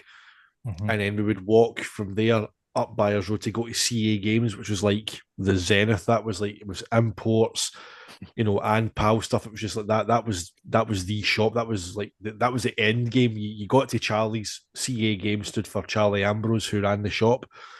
And like, that's where you went and you got like a glimpse at the latest stuff. But the Jaguar games, yeah. The Jag stuff, mate. That Alien versus Predator sitting there, you know, just calling to me, give up your Saturn, James. Right. You want that controller insert for 40 buttons in the middle. But it was like, even then, like, there was Comet as well in Partick, so that was one of the stop-offs. So we had a kind of wee pit stops that we would make to kind of see what was new. And like, obviously, from whenever I got the access to the Saturn at my uncle's at launch, there was that excitement about, you know, oh, this is amazing, like finally getting Virtua Fighter in the home and stuff like that. And then like in the new year, getting like Sega Rally and VF2 like a week apart. It was like, this is amazing. It's like, I can't believe how good this is. But obviously Christmas 96, I got my own. And if I remember, my bundle was 229 from Dixon's, and it was obviously it was a VF2, Sega Rally, Thunderhawk 2, whatever you mentioned it, Tom. Everybody got Thunderhawk 2. Yep. Everybody. That was like, Core must have had like an abundance of copies of that to just give away. Superb though. Oh, aye. And Euro 96, the official game for that. You know, Ali McGeist, Barry Davis on commentary. So like, obviously you're getting that and you're thinking, oh, this is amazing. It still felt like, you know, you were getting this premium priced console with these 4 games thrown in. This is amazing. It's your own Saturn. You don't have to wait like every week to get access to it every weekend. But when you were going to the shops and doing those pit stops, like, you did notice that the stock levels were dwindling. Like they weren't big to begin with, like you said, Dave. Like, we never had like large sections, but new stuff was very thin on the ground. Like, kind of going into like kind of mid 96 towards end and going into 97, you were noticing that like nothing really new. It was the same. You were getting in and picking up the same cases as a force of habit, going, oh, reading the back as you did, looking at screenshots, and put it back on the shelf. And what always struck me, the one memory, you've got that Enemy Zero memory, Dave, that your uncle got you. Whenever I used to get to the city centre at weekends with my uncle, one of the shops we would check would be HMV in Argyle Street. And I swear to God, that same copy of King of Fighters 95 with the ROM cart must have sat there for like a year. Like, I think I must have picked it up and looked at it, like, probably hinting to get bought it, but it was like $39.99 and it sat there. And I'm convinced it was the same copy that sat there for like a year and no one touched it. I mean, it probably was.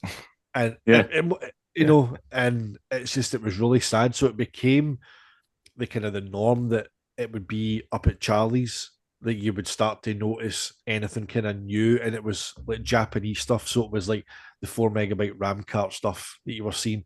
Like my first experience of seeing Last Bronx and Sega Touring Car running was on a Japanese Saturn up at Charlie's.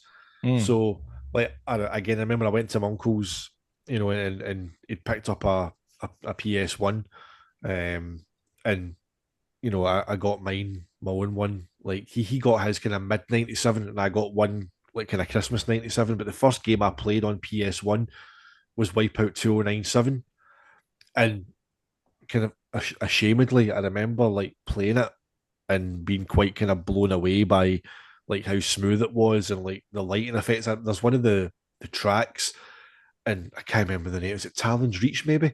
That it's dark and it's pissing the rain and there's neon lights, and like if I went back and play it now, it's like that looks okay. But back then, this was like, oh, this looks good. Yeah. And then obviously you move into kind of like '98 when you're getting stuff like Metal Gear Solid, and then like Tekken 3 comes along. Yeah. So you did notice that things weren't going kind of well. Like I remember the copy of Virtua Cop with the Virtua gun that I got kind of bought for me. Like it was literally out 2 weeks, and it was on the bottom shelf of WH Smith in their game section. You're like, really? Like this is a brand new release and it's on the bottom shelf. Like UK retailers, as we've said before, they were really aggressively pushing against. Like if you went in to buy a Saturn or showed any interest, you were moved along. But it was very much a case of like even like Sega Saturn magazine, you noticed as it went on, they were reviewing more import games than they were reviewing PAL games. Yeah. So as you got to that kind of like 97 stage, it's kind of it's weird as well, like because obviously like me and Sam were the only ones in school that like had Saturns, and everybody was all about like PlayStation. And I remember like the kind of the jibes when I got a PlayStation. Oh, are you finally joining us then, James? Finally, it's like yeah. It's like they were reviewing the Japanese games in hopes that they would come to the West, but you just never knew. And then like X-Men versus Street Fighter was meant to, that was meant to. Yeah, like for me, I was reading about Deep Fear, and I was like, oh, this game is going to be so good. And then you guys got it, but we didn't, and I was so jealous. It's insane that the worst thing is it's finished. Yes, it would have a final build out there. But I mean, how many thousands of dollars would they had to pay to publish it, right, and get it out there? And they're like, "Are we going to make that back on sell through?" Right? I guess they figured no, they wouldn't, because like even Enemy Zero sat on that shelf for 6 months. So that's the problem. Is a lot of these games they reach completion and then they're like, basically, do we greenlight this and go to publish, or do we just can it because it would cost us less to, that's sad. Yeah. I mean, but they made some money on it in Japan, right? And in the UK, whatever they made on it in the UK, but a $5, right? Yeah.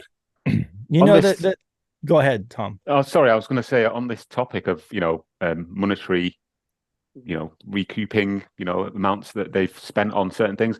One thing that you touched on there, James, I'd really like to know the story behind Euro 96. Why was it on the Sega Saturn when the PlayStation had a huge install base? You had people like EA doing the FIFA games and doing, the World Cup games at the time. To get the licensed Euro 96 game for the Sega Saturn in a country where hardly anybody had a Saturn, I'd just love to know the logistics behind that and where it all came from. Because it sounds like a stupid question on the face of it. But when you actually look at it, it's not. It's actually quite a fascinating topic. It's like, wow. There was merchandise I remember seeing in the crowd. There was the kind of the foam fingers, and they had Saturn logos on them. Like it was like the Euro 96 logo on one side and the Saturn logo. So there's people with foam fingers in the crowd pointing, and they've got there's like Saturn merchandise there. What's a Saturn? What's this? But it's like, I mean, my memories of Euro 96 are just one Rangers player scoring a legendary goal against another Rangers player. It's like, well, why does nobody in England like remember that he played for Rangers at that time. You know, it's like it was one of these kind of goals. I was quite conflicted because I was like, obviously, guys are flicking it over somebody's head. Was it Colin Hendry? And then smashes it past Andy Gordon. And I'm like, I'm conflicted. It's like I was behind the goal for that as well. That's one of my favorite. Were you actually memories. at Wembley? I was actually at Wembley. Yeah. Amazing. It's one of my favorite memories. well, I think that was a Sega first party game though, wasn't it? Euro '96. So my assumption would be that Sega paid for the license. Was it Gremlin? Gremlin developed it. Yeah, Sega published it. An actual soccer reskin, wasn't it? So in my head, I think it was Sega. They bought the license before anyone else did. They got the exclusive rights to the license, signed Gremlin up because they were, this is probably Sega Europe decided to do this. Said, right, who's got a football game that we can use in Europe or UK? Well, Gremlin have got actual soccer. We'll reskin that. Yeah, and that'll be a system seller for the Saturn. Isn't that crazy that they did that? Like Radical Entertainment, they had NHL Power Play '96, best hockey game on the Saturn, right? Like runs circles around like the EA game, and it's a lot better than the gray matter. Like the But so for '98, they didn't have anything, so they're like, we'll just take Radical's game and we'll just call it Sega All-Star Hockey. We'll just like buy the game and slap our logo on it. And like Radical, they were smart enough to put their own logo on the rink, like in the game, so that on the screenshot on the back, you could still see their logo, because otherwise you wouldn't realize that Sega pulled a fast one like that. But the first football game I played on the PS1, funnily enough, was Adidas Power Soccer. Oh God. Oh wow. That's your first. I was like, so much for impressions. I was like, and I also get ISS. Like ISS '98. That was brilliant. I remember like finishing college, like half day on a Friday, we'd just go up to, it's a guy called Derek was at college with, and used to go up to his house, and we just have like ISS '98 tournaments from like 1 in the afternoon to like 1 in the morning. Just madness, man. But Adidas Power Soccer, Jesus Christ. I had a thought though, Dan, and I was just thinking, like, the Saturn wasn't really great in terms of being that like edgy, grungy console that the 90s demanded in the West. Saturn was great for Japan because like, it's garish Technicolor future, like Sega, Blue Sky Sega, very colorful, vibrant Japanese games that just didn't fly like in that grungy, gritty, edgy generation that the 90s were, right?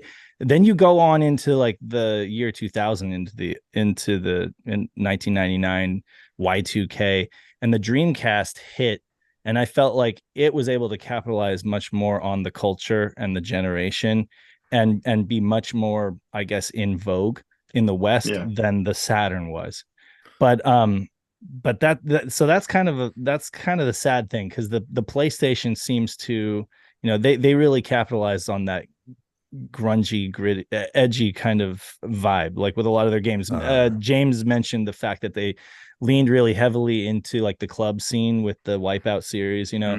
They catered to adults, to an adult audience, and they really try to push this like hip grown-up image with the PlayStation. I mean, it really did feel like an adult's gaming console, and that equaled cool, whereas the Saturn just missed that. It's which is ironic considering that in the West with the Genesis or Mega Drive, they really tried to like reach an older audience, and like beat Nintendo at that game by like reaching, like tweens and teens, but then they, I guess, missed that trick when it came to the Saturn, Yeah, I mean, they tried, didn't they? There was that memo from so Sega saying they wanted to make Knights more edgy, or you could see that they were trying internally, but they were struggling against the fact that the Japanese just wanted to make good video games.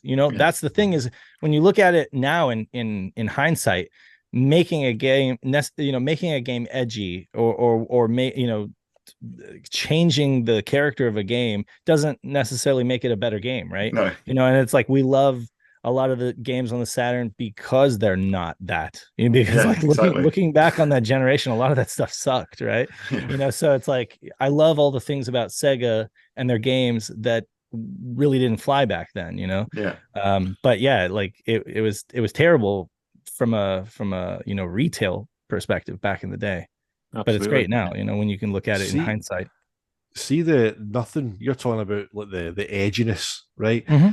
I don't think anything highlights the difference more than the demo discs, right? Because if you look at like Sega Flash demo discs, they kick off and it's that do do do do, so that nice whimsical, lovely, and then you put on like demo 1 and it's it's like pure hardcore tech. Like Sony just tuned in to like what that Western market were looking for, but Sega just basically were just themselves, Sega just blue skies. You got the blue skies of Virtua Fighter, and then you've got like the depressing scenes in Tekken. You've got Wipeout, which is all mostly at night, the lighting effects. You've got Daytona, which is blue skies. Even when Sega tried to be a bit edgy, like Fighting Vipers, is arguably probably the one of their edgiest games that they did in that era. Is still kind of goofy, isn't it? When you got your Pepsi Man, you got in the Japanese version, you got your Panda Chan and Kuma Chan, and it's all still a bit goofy compared to Tekken. Even when Tekken introduced the bears in Tekken 2, they're still pretty serious, even though it's a bit po-faced. They're not as goofy as they are in like Fighting Vipers. I remember on one of the PlayStation demo discs there was a snowboarding game. It might have been Cool Borders, I'm not sure, but it had Blink 182 on the soundtrack, and it was on the demo disc, and I was just like, oh, that's really cool. It's got like this licensed punk music, and it's very edgy. And I never even got any Saturn demo discs, to be honest, because they wouldn't ship the disc over. With that's I know it so sucks. cool. It would say, "Ask your news agent." I told James, I was like, "What is a news agent?" I don't know what that is. I bought this from my bookstore, but it's funny. Like full disclosure, when I was 14, 15, whatever, around that time, I had no idea who Takanobu Mitsuyoshi was. Now he's an idol. Now he's a god. But I mean, at that point, I was just like listening to the soundtrack. Like, this guy has a really thick accent. I don't know. I thought it was just some English guy who just couldn't speak English very well, or like maybe he, I had no idea. I was just such a naive kid. I was like, he says, he says brew brew sky is really weird, like my brother and I would sing that song and we would kind of make fun of it, but we still had a laugh. It was funny. Brew sky sounds like something that you'd enjoy, James. I've got some brew in the fridge, mate. I'll be having that later on. So we've talked about the end of the Saturn. I suppose we could move into the kind of the genesis of the Dreamcast now. Tom, Dave, did you guys catch or did you see the coverage of the reveal? What were your first thoughts when you saw the Dreamcast reveal? Was it excitement, or was it like, oh shit, the Saturn really is? Tom, you go first. Well, for me, so I think I've spoken about this before on this very podcast. In fact, I took a bit of a break from the Sega world because I got an N64 for a period. So I was kind of, and it was a bit of a diversion from what I was used to, because I was never really a Nintendo kid. So I got the N64 because it was the fastest, most powerful console on earth, and I just wanted that 64-bit, eye-melting kind of power, which never really materialized. Right. It looked like it was melting, all right. Yeah, the graphics did on the screen, covered in lard. So yeah, I mean, and I was really tuned into gaming as a whole back then. I'd get all the different magazines, all the multi-format magazines. So I knew that something was happening with Sega, and I wanted to see them come back, as a successful force in gaming. And prior to the Dreamcast reveal and actually knowing what the Dreamcast was in its final sort of form, there'd been all these rumors, prior to that. We'd had these mock-ups of Sega Dural and Sega Black Belt and or whatever they were going to call it. The new Sega system. There was one called Sega 64 as well. Do you remember that? There was a mock-up in Sega Power magazine, which looked really convincing. This system, right? Black and white image, which had a controller which looked a little bit like the 3D pad for the Sega Saturn. So yeah, I was aware that it was coming, and Sega were coming back with a new system. And yeah, when the Dreamcast was like revealed to be this new thing, it was like, yeah, day one, I'm in there. I've got to get this thing because the graphics just look like playable cartoons. It looks like a Pixar film. You know, you've heard all these platitudes before, I'm sure, but yeah, it was just, you know, this is the N64 can go. I need to get a Dreamcast, you know, and that's what happened. Yeah, I literally sold the N64 one week, and then got the Dreamcast. I think it was about 2 weeks after the UK launch. I'd already played one.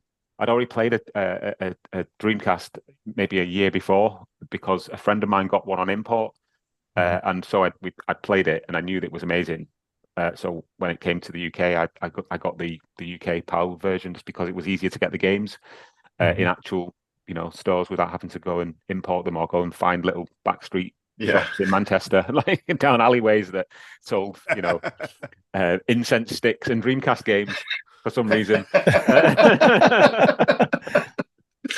So yeah, that's hilarious. What were the first games that you played before you got your own one then? So the guy that got his name was David, and he got the Dreamcast, and he got Virtua Fighter 3 TB. He got Shitoku Battle. Yeah. And he got Dynamite Decker 2. All right. And there was one other game because he got 4. It might have been Pen Triathlon. Yeah, so yeah, and Virtua Fighter 3 TB had the Project Barclay disc, you know, and we put that in and we're like, oh, what's this kind of thing? We didn't really know. We never ever heard the term Shenmue at that point. I don't think anybody had. No, I don't think anyone had. What is Shenmue? Indeed. Yeah. So yeah, it was just mind blowing to go from playing things like Bumble to going to play, you know, Shitoku Battle with those visuals. It just looked amazing with the reflective cars and the nighttime. You know, forget the fact that there was no draw distance. That didn't matter. It was high res Mitsubishi Lancers racing through midnight Tokyo. It just looked absolutely mind blowing. So yeah, I was sold just from that point onwards, really. So that's where my love affair with the Dreamcast started. Yeah, it's all about those reflections in Tokyo High Road Battle, isn't it? Absolutely, mate. Absolutely. Again, it looked. I love that. That's better than the PlayStation 2 version in my humble opinion. I love the Dreamcast versions of that game are so good. So what about you, Dave? Did you track the reveal and how did you feel afterwards? Yeah. So yeah, it was because of the Saturn magazine that I found out that kind of like, you know, Saturn was tapering off and that there was this new console coming. And then there was a specific issue with Dural on the cover, you know, with the Dreamcast review issue, you know. And just seeing the graphics of like the CEO's face, you know, with the Dreamcast graphics and everything, and seeing him hold this console, and it's just this tiny little diminutive box, and I'm like, that's doing Power VR, this and that, and it's like doing all of this 128-bit graphics, but it's this tiny little box. I was like, sign me up. Yeah, that's like, I mean, I just wanted more Sega, basically. I just wanted more of like the Saturn, and I figured, okay, well, maybe the Saturn is dying out, but more of that DNA will continue on the Dreamcast. That's where I'm going to get this kind of gameplay, which is what I wanted, you know? So, at that time I was actually working in retail. So I was young, but I was like, had a job kind of, you know, to make money so I could spend it on games and stuff like that. Right. You know, and pay for my own cell phone bill. Cause it was like, if I wanted to have a cell phone, my parents were like, you got to pay for it yourself. Right. So yeah, like I was working in retail, and I was and while I was not working in like a video game department, I was basically able to go up there and just kind of like, you know, I was able to keep going to my game shop because I worked in the mall, right, at Sears. So I was able to, on my break, go over to the game shops and talk to the clerks and stuff like that. So I was following the Dreamcast launch pretty closely. And while I, you know, didn't have the kind of money to drop on it day one, my dad did, and he was like 40. He was like my age now. So he was like 41, and he was very interested in video games, and we were all graphics whores, basically. Like, we loved graphics. Okay, and I mean the Dreamcast looked phenomenal. Day one, I remember we had Sonic Adventure. What else? Soul Calibur was absolutely stunning. That was one, and then I I don't think we had Power Stone, but I think there was like a demo. I seem to remember we had like a demo of Power Stone. I don't think we actually had the game. My memory is a little foggy there. But the game that impressed me the most, funny enough, was NFL 2K. I saw it at my game shop, like on the kiosk, and I did a double take because I actually thought it was like a broadcast of football, because the motion capture and the depth of field was like, oh my God, this looks like a broadcast football game. And I was like, we got to have this console, Dad. So yeah, he picked it up. Yeah. So like, I talked him into it, and he didn't need much convincing. Yeah. So he got it. And shortly after that, are we going to talk about like beyond that? Because PSO was also like a huge moment for me. But yeah. No,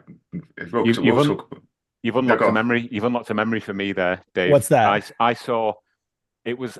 I was walking through the main shopping centre or the mall in Manchester, and I remember walking past Game, which is a game shop, and they had a Dreamcast kiosk, and there was people playing it, and they were playing a game called UEFA Striker. Yeah, which is a soccer game. I'm sure you're familiar with it. I'm familiar. And I just remember being absolutely blown away by how good it looked. I remember seeing the crowd, like the crowd, like sort of moving. And the way the players, and it's a garbage game when you go to it now. But back then I was just like, wow, look at that.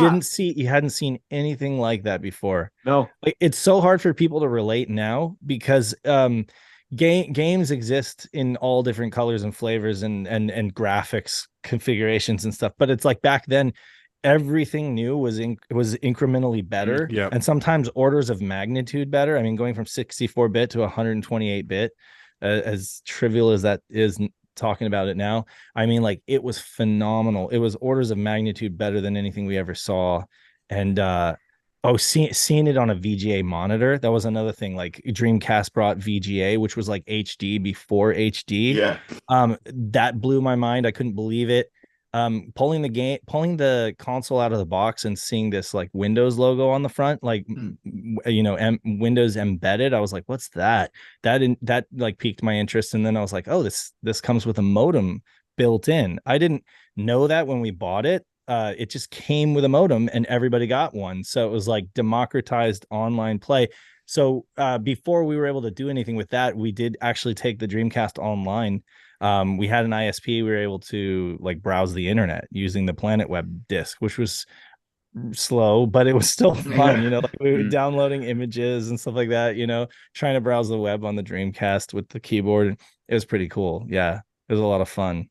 Yeah, or in my case, using the controller to access the on-screen keyboard and painstakingly moving around. That's probably we probably did that first. That's the thing, is like all these memories are kind of just like bunched up together. But I realized that all of this happened over like a 2-year period. Yeah. When we got PSO, I think that's when we got the keyboard, and then we continued to use like the Planet Web browser, and it was much easier with the keyboard. But yeah, it was crazy how they did that. Like giving everybody a modem out of the box just made it so much easier to like actually get into online gaming. And later, when I was in college, I remember Sony doing this thing where they would go on the campus for like the freshman orientation, for like new college students. They had like these booths, and they were really trying to push the network adapter, and they were selling it to the dorms for like a hugely discounted price because they wanted all the kids in college dorms to like buy a network adapter for their PlayStation 2. And really, they were just copying copying what Sega had already done, with their whole online system. Yeah. So I mean, Sega was always ahead of their time. They were massively ahead. I mean, I've seen people argue that the Dreamcast isn't a true kind of 6th gen machine, which I think is nonsense. I think if you look at the N64, which came 18 months after the Saturn and PlayStation launched in Japan, and that's it's a jump. It was noticeably better, but then the Dreamcast is only another 18, is it 2 years removed from that, and the jump in quality from there is absolutely astounding. You're talking about Striker and NFL 2K. I remember Virtual Tennis was one that I looked at, and I was in an arcade, and obviously I knew about Naomi, and I knew that they played on Dreamcast, and I remember seeing it out of the corner of my eye. I was in this bowling alley, and I was like, have they got the tennis on over there? Is that a TV? And I was like, oh my God, that's going to be a Dreamcast game. And it just blew my mind. I don't think I'd seen anything like it, and the online as well is just, there was no one else. When the Dreamcast came out, it was the first time, I've said this before, so I'm going to sound like a broken record, but it was the first time that you literally felt like you didn't have to go to the arcade anymore. Or you'd go to the arcade and you'd see all of the awesome Sega games, but they're all Naomi based, right? Yeah. So you'd just be like, I feel like this looks like a Dreamcast game, like it feels like what I'm seeing at home. And for the first time ever, you had parity at home with the arcade, like true 1-to-1, like. And I mean, like you could argue that the arcade still had certain experiences, like with the Top Skater board or whatever, or like the Harley motorcycle. But I mean, Sega also tried to like bring home inventive peripherals like the maracas or the fishing controller or the microphone. They did bring home a lot of peripherals to give you that kind of like arcade sense. You had the wheel, you had the fight stick. They really should have had three face buttons on the Dreamcast pad. They should have like carried the 3D analog controller from the Saturn onto the Dreamcast, so you could have, because you really needed to get a fight stick if you wanted to play any of the fighting games. Because it's just the D-pad on the Dreamcast leaves something to be desired. Oh yeah, Dreamcast pad is great for some games and terrible for others. Like I love the way it feels in my hands, don't get me wrong, but like the D-pad is a bit rough. It's very sharp corners. But if you're playing, if you're playing fighting games though, if you're playing Soul Calibur, you don't play with the arcade stick. You got to play with a fishing rod. Oh, with the fishing rod. Have you done that? Have you done it? Yes. Indeed. It's pretty crazy. It's absolutely brilliant. And that's another thing that the Dreamcast did way before. This is kind of Wii level stuff that we're talking about now. That sort of motion control. But that was pretty. I mean, I don't think it's the best way to play Soul Calibur in all fairness. Right. But, it's the fact that you can. It's fun. You can choose Mitsurugi and swish your fishing rod around as if it's a samurai sword. You can't go wrong with that. You gotta play Dead or Alive with the Densha to Go train controller. I don't think it works. That would be funny if it did. Oh, it reminds me back when we got Rock Band back in 2007, obviously going on a bit of a tangent here. I was trying to play Street Fighter 4 with it, with the drum kit. And that was a load of it was terrible. It's got a D-pad on it, so I was using the D-pad, but then whacking the drums to punch and kick. Did it work? Because they all match the buttons, so you can play like it. But it's hard work. But you see people go online, and you've seen those Twitch streams where they play Dark Souls with a Guitar Hero good controller. Oh, that's amazing. Yeah, I can barely play it with a normal one. But... I know, right? Yeah, that game's brutal.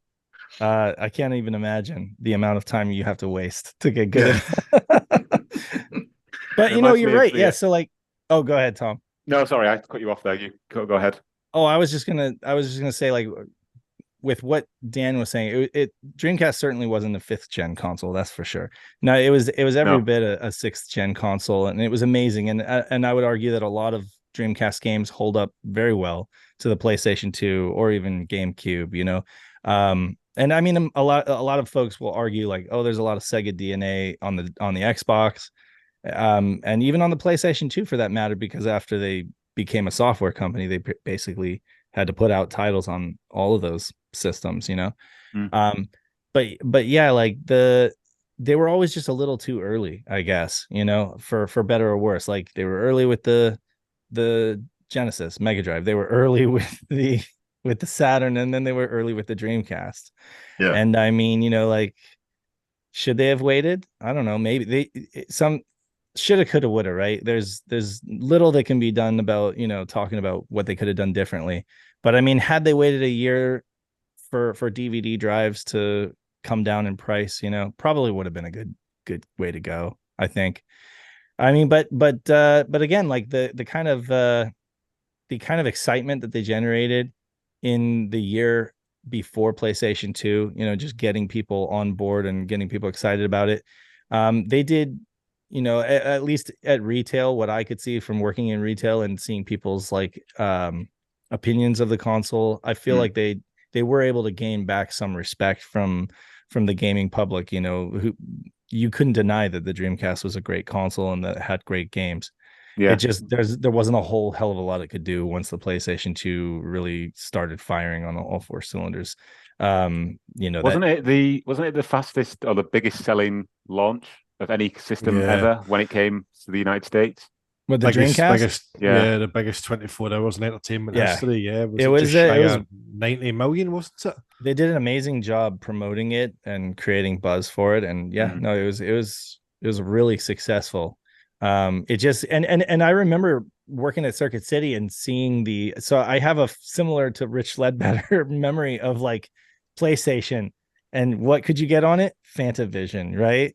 And I remember people still getting it, and they were like, "Oh, I don't even want to play games on it. I just want to watch the Matrix DVD." And seriously, they just bought the PlayStation 2 because it was a DVD player. Because over in the actual DVD player section, it was like a Panasonic DVD player cost like $500. So, and we were selling those too, but it was like loads of like non-gamer folks were coming in just buying PlayStation 2s as a DVD player.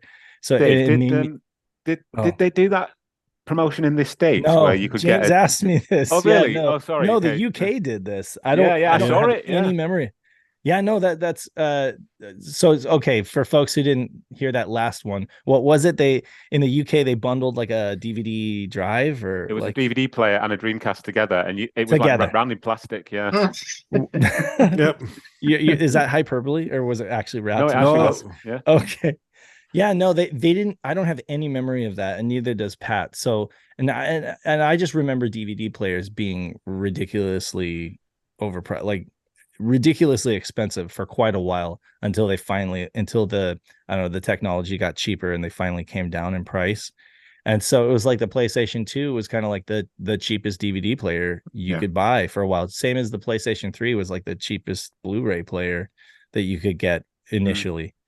And I was trying really hard to like sell Dreamcasts and getting very frustrated because this is like even gamers would be like, oh, well, I'll just get a PlayStation 2 now and wait, and the games will come, I'm like, that's fine and all, but the Dreamcast is here now, and look at this wall of great games. In fact, like, check out the kiosk right here. They're side by side, and you got Fantavision on the PlayStation, and you got Sonic like running from an orca, and it's like 60 frames per second. Like, it was just like night and day difference, but people didn't care. You tried. What can I say? You tried. I tried. Yeah, I tried. And like we sold a few, but yeah, it was sad. I was just like, here's this incredibly great thing. It is undeniably, like, it's not subjective. It's like objectively great.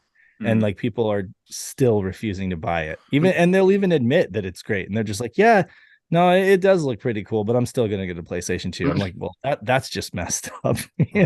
I've found the press release online from the Sega Europe Dreamcast DVD bundle. Okay. So it was October 13th, 2000, the 1 year anniversary.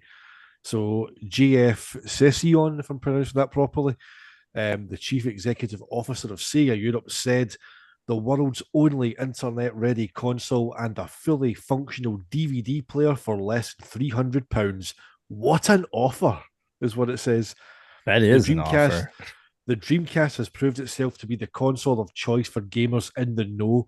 I'm sure this deal will encourage many more consumers to pick up a Dreamcast for Christmas, and they will have no problems finding a Dreamcast in stores, as retailers are piling them high in anticipation. What is the date on that? That is the 13th of October 2000. It says here, okay. Unlike other game companies, Sega's timing is spot on to take advantage of the Christmas rush. So the bundle was for a Dreamcast with an Encore Direct 450 multi-region DVD player for £229. I'd have bought it. I would have bought that. Like, that's incredible. So there we go. They should have done that in the States. But I've not heard of that Encore. Is that like Chinese? I don't. It's just one of these kind Blair- of cheap multi-region makes. But what Yeah. Tom says, right? It was on shelves. Like there was a Dreamcast box, a blue and white PAL box, Yeah. on top of this DVD box, and it was just wrapped in like cling film to hold them Yeah, together. yeah, But, that's like, it. Yeah. It Wow. was just, it wasn't like all put together in like a nice bundle. It was like Dreamcast DVD, get some shrink wrap round it. That's it. No, Get it on the any of- shelf. Do any of you guys know anybody that bought that? No. No.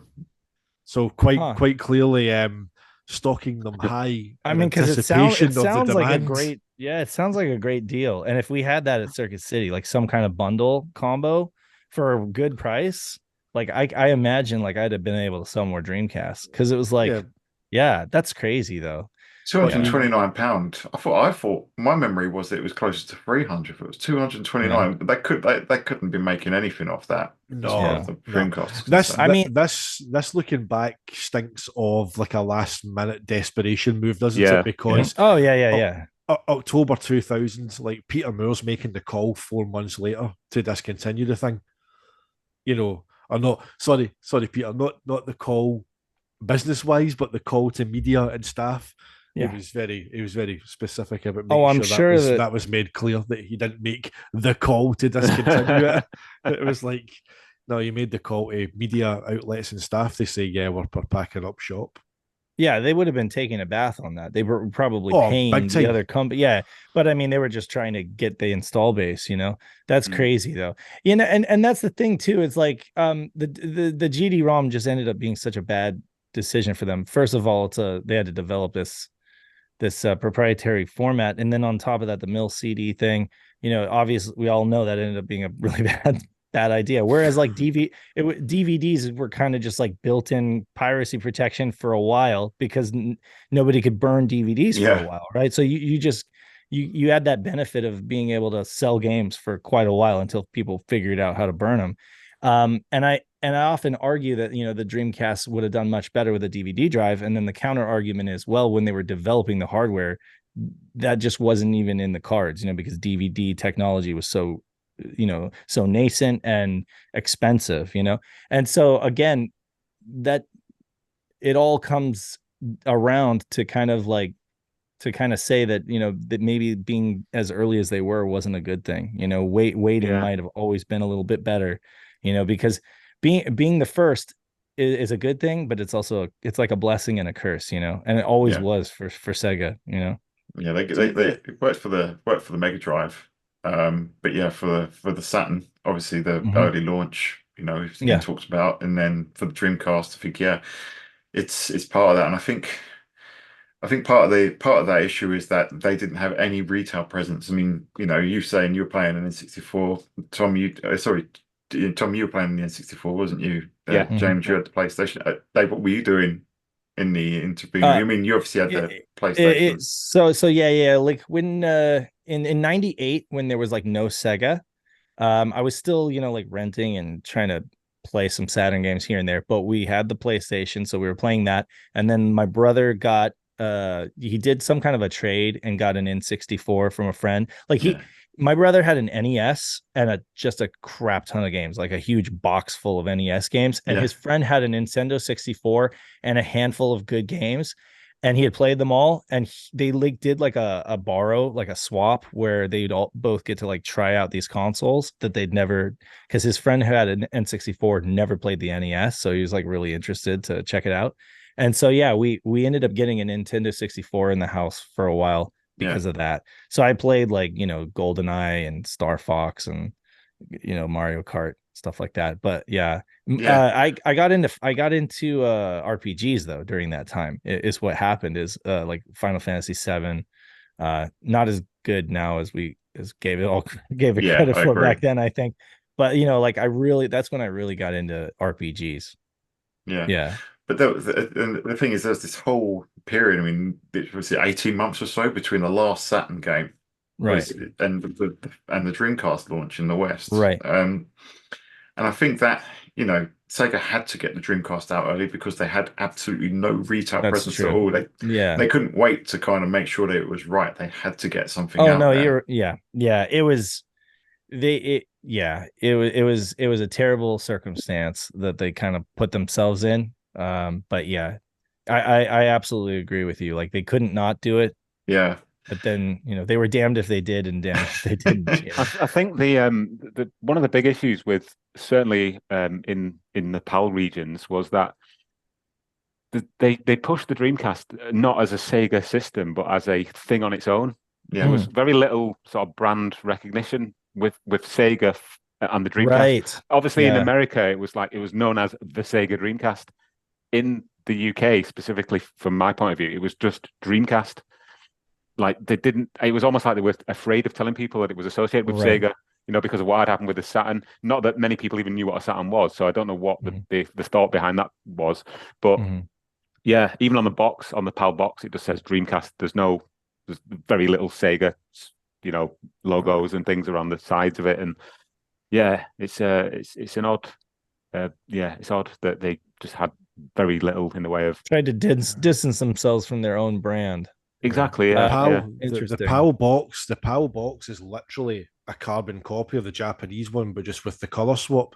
Right. Whereas obviously Tom, you spoke to Peter as well on the Junkyard, but because I asked him that question as well about whenever we seen the Dreamcast at the New Challenge conference, that there was no Sega branding at all, which led to Sega or that Edge headline saying Sega is dead, long live Dreamcast, because the kind of idea was to go forward as just this kind of brand of Dreamcast.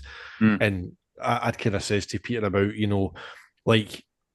with that being in mind, what led to that kind of decision to put Dreamcast back on the console. And he says to us that he kind of pushed back on it and said that he felt there was real relevance to the Sega brand, and that it should be the Sega Dreamcast, which is why, as you said, Tom, the American box is Sega and the Dreamcast font with a swirl, then Dreamcast. But if you notice, the later boxes, it's like they kind of had a brain fart, because the later boxes just say, I'm sure they just say Dreamcast, and it's the one where it's the controller with the kind of the globe, and it's like the ultimate home games console or something. But I think it just says Dreamcast on the later boxes. But it was almost like Japan and Europe had their own kind of packaging, and they were very much pushing that Dreamcast brand.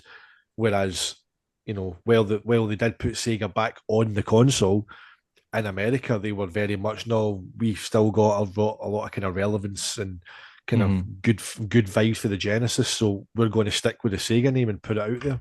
So, although they went with this weird font, like they it's kind of like the Sega Technical Institute. It's the capital S, but then the lowercase letters, and then it's in like a completely different font than it's in the Dreamcast. It's in the Basilia Dreamcast font. Aye. It's the same font as a Dream. It's weird. Aye.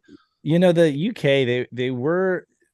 I feel like they were always a little ahead in terms of like graphic design and stuff. They were doing like minimalist, like flat design way before it was like in vogue, or way before it became in vogue with like Google and like iOS and everything like that. Like you look at the Dreamcast stuff, it's all very uniform, like with the name of the product and then like a flat blue color, right? And it's like that kind of design language is very clean and minimalistic. But then again, it also I also feel like it kind of lacks character in a way.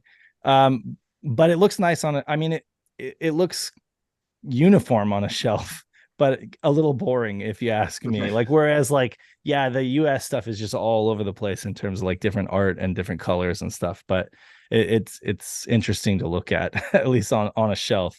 But that is interesting that, they went with that, with just the word Dreamcast on the box, It was the same in the media as well, wasn't it, Tom James? It was like even the ads where they didn't say Sega Dreamcast, it was Dreamcast. Up to 6 billion players. Players, yeah. Which they got in trouble for because it wasn't true.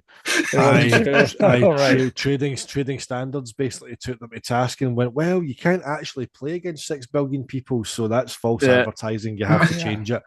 Yeah. Without trying to plug something that I was on previously, we spoke to a guy called Giles Thomas. I've got him on the screen here. He was the marketing director for Sega Europe for the Dreamcast, and this was on the Dreamcast Junkyard Dream Pod, episode 112. And he talks in depth about what the whole reasoning behind all of that stuff was. it's been about 3 years now since I spoke to him, so I can't remember off the top of my head what he said. But I just thought I'd give a plug in case anyone watching this wants to know. Yeah, there was one thing I remember he said in that when I listened to it, and I'm pretty sure the line he uses that we wanted to make sure we were less Sony, and I found that quite remarkable because I think the Dreamcast tries to be very Sony. I think it was like, even if you look at the design of the console, the circular lid, the two circular buttons, like the kind of move to try and go to like a lifestyle kind of branding. Like Sega, I think for the Dreamcast were stuck. Like they knew they had to be more PlayStation to try and succeed, but then they kept on falling back into their old ways. It was like, yeah, we don't want to stigmatize the Dreamcast with arcade ports like the Sega Saturn. Then they built an arcade board based off of the Dreamcast technology, which led to easily portable like games like Crazy Taxi, Virtua Tennis, House of the Dead 2. So you're like you don't. But know that's the thing. That's the West versus Japan, though. You're talking those things that they don't want to do are really more on the West side. We're on the Japan. The Saturn was successful, and they're just like, we just want to continue being the excellent arcade heritage that we have. It was a Japanese member of Sega. Was it? Actually said that? It's in the Edge supplement on issue 67. The big kind of white supplement that came with it, and I poured over that for so long, man, before I got my console on import. But it was in that. I'm sure there's an interview with there's Iri Majiri in there. I think there's Hideki Sato, and there's another, I can't remember the guy's name. I think there might be an Okawa one, but the person who said, I can't remember the name of the guy that says it, but that's a quote that's on there from him, and it says that, you know, we don't want to stigmatize the Dreamcast with arcade ports. And I'm like, okay. And even back then reading that, I was like, wow, right, okay, this is going to be a whole new direction. But then I wasn't complaining. Like whenever I was starting to see like Crazy Taxi and House of the Dead 2 and all these arcade games, I was like, oh, this is amazing. This is like brand new. And like what you were saying earlier on, like you would go to the arcades and you would see all these games, and you're going, well, that'll be a Dreamcast game. That'll be a Dreamcast game. Right. You know, we used to do it with the Saturn. Like you would naively walk in and see like Scud Race and go, we might get a port of that, maybe. You know, it's like no. What's weird though in that sense is that even though Sega with this amazing arcade heritage and, you know, people thinking, oh, we're going to get these games coming to the home, you know, flawlessly ported, is the way that the Dreamcast was positioned as a sort of a box to port PC games from as well, with like the Windows whole thing. Right. I distinctly remember there was a magazine, a very short-lived magazine in the UK called Total Control, and they would have these previews. It was very Dreamcast heavy. It only ran for like 9 issues or something like that, 10 issues, and they would always have, in the preview section, they would have this little sort of barometer in the corner when they did like a preview of a game, and they would say what the likelihood is of it coming to another console, like a rival. So if it was an N64 game, it'd be like, you know, probability of this coming to the PlayStation might be quite high because it's a third-party game. But on all of the PC games, I distinctly remember that every single one, they would say, what's the likelihood of this coming to the Dreamcast? Yeah, 100%. This is going to come to the Dreamcast because it's basically like a PC in a box. So there's this kind of weird juxtaposition, is that the right word, where you've got this system which is shown as a arcade powerhouse but also a small cut down PC. Do you know what I mean? It can't be two things at once, you know, and then maybe that's what Sega wanted it to be. I don't know. But see, isn't it interesting that you know, Nintendo, they knew who they were, and you know, they went with the carts even when everybody told them it was a stupid idea. They are very protective over their IPs. They are just true to what they're going to do for days and days. You know, like they're always going to use off the shelf like components for cheaper and put out a system that it doesn't really focus on. Well, I mean, okay, Silicon Graphics was the exception, but beyond that, you know, it's like they're always very much focused on the games, and they're just like, we're just going to continue making Nintendo games because that's what we do. They know who they are, right? They know their identity, and they know who they are. And PlayStation, of course, this new upstart, like they've established their identity, and they don't really have any history to like fall back on in terms. It's all like looking forward. It's like, this is who we are, and it's hip and it's working, so we're just going to keep doing that. Sega, they're a company with an identity crisis because they're constantly flip-flopping, trying to figure out who they are and forgetting who they are, or trying to avoid, like trying to distance themselves from who they are. And it's just sad to watch because you're like, on one hand, you get this like thing where several IPs just don't make it to the Saturn, and then from the Mega Drive, and then several IPs from the Saturn don't make it to the Dreamcast because again they just keep flipping the switch. I think because of the 3D generation and because 3D games were so new and they didn't want to take chances with some of their beloved IPs, they were like, let's create some new stuff. So it's not, if it's like, if it looks terrible in 3D or if it's kind of janky, folks won't have anything to compare it to. They won't be like, oh, this is nothing like Streets of Rage, terrible. Like if you create something that's completely new, what can they compare it to? Maybe they'll accept it more. I think that's one of the reasons why they went with a bunch of new IPs on the Saturn, because it was 3D was just so new and nobody really knew how to make a good 3D game yet. They were still kind of learning.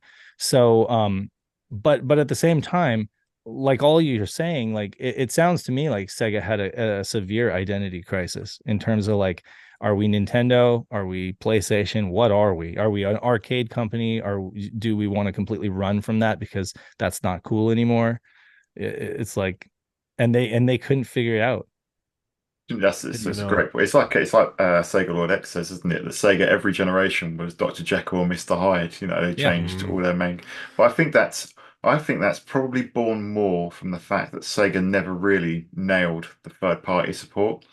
And I think that, and to explain that, I think what that comes down to is Nintendo can just do Mario, Zelda, Metroid, every generation because they know they'll get third party support to fill in everything else. Right. Sony were very deep in, their first party support carries, especially the first two PlayStations, at least the first half of PlayStation. It's all about third parties, and they can just say, right, well, this idea looks cool. They don't have to develop anything internally. They can, they can buy a studio if they like an idea that they've got, or they can publish a game. Whereas Sega were always reacting, if it wasn't for the fact that the Super Nintendo had Final Fight, would we have got Streets of Rage? If it wasn't for the fact that the NES had Final Fantasy, would we have got Phantasy Star? They were always reacting. They had to build those games out of their own, out of their own studios, and they had to fund them and fund the development completely and take all the risk on it. And I think it's a great point that you just had said there, Dave, that they didn't want to maybe affect their existing IPs when they're making that transition. Sonic is I think is a great example of this. We know they were trying. We know they were trying very hard and like constantly failing and scrapping it and starting over again. And that gives you a little bit of a hint of what was going on there. They were like, this is just not good enough. Folks are not going to accept this. Because it just doesn't have the same great gameplay as like Sonic 2 or Sonic 3, right? So it's like they had to be really careful what they put out with a name of an existing beloved IP, right? Sorry, I didn't mean to cut you off there, Dan. No, that's fine because I completely agree. It's interesting that they were Dr. Jekyll and Mr. Hyde, and the Dreamcast is the closest that they've been to kind of launch with that, the right way, because at launch you had their two biggest franchises in the East and West. You had Virtua Fighter and you had Sonic the Hedgehog, both on the system. And I look back on that launch and I just think, they almost did everything right. Yeah. Like aside from the DVD thing, which I often say, like they pretty much did everything right. And it really is just like it couldn't make up for the multitude of sins that had been committed in previous years or mistakes. You know what I mean? It was just so many mistakes by that point that the Dreamcast couldn't carry that kind of weight. It's just too much. It's too much to ask any console. But had none of that stuff happened prior, who knows? Like the Dreamcast might have just done great. It might have. Who knows? The old saying is too little, too late. But I think with the Dreamcast, it was very much a case of too much, too late. A whole hell of a lot, but just really late. It just did everything right. Like everybody who's seen it thought like Sega were back. Like there's no way this thing can fail. And I think what is lost I think on a lot of kind of people today is just like the impact that console made. Like you could not believe the leap. Like we said earlier on, Dave, it's like, every generation we were used to it being very, a big leap. Like that's why you looked forward to a new console, because it was like, a new generation. Let's see how the games that we loved today, let's see how they're going to look tomorrow on this brand new, all singing, all dancing console. But it was radically different. Whereas nowadays it's like, okay, this has better ray tracing, or it's like exactly slightly more detail, a little bit better lighting.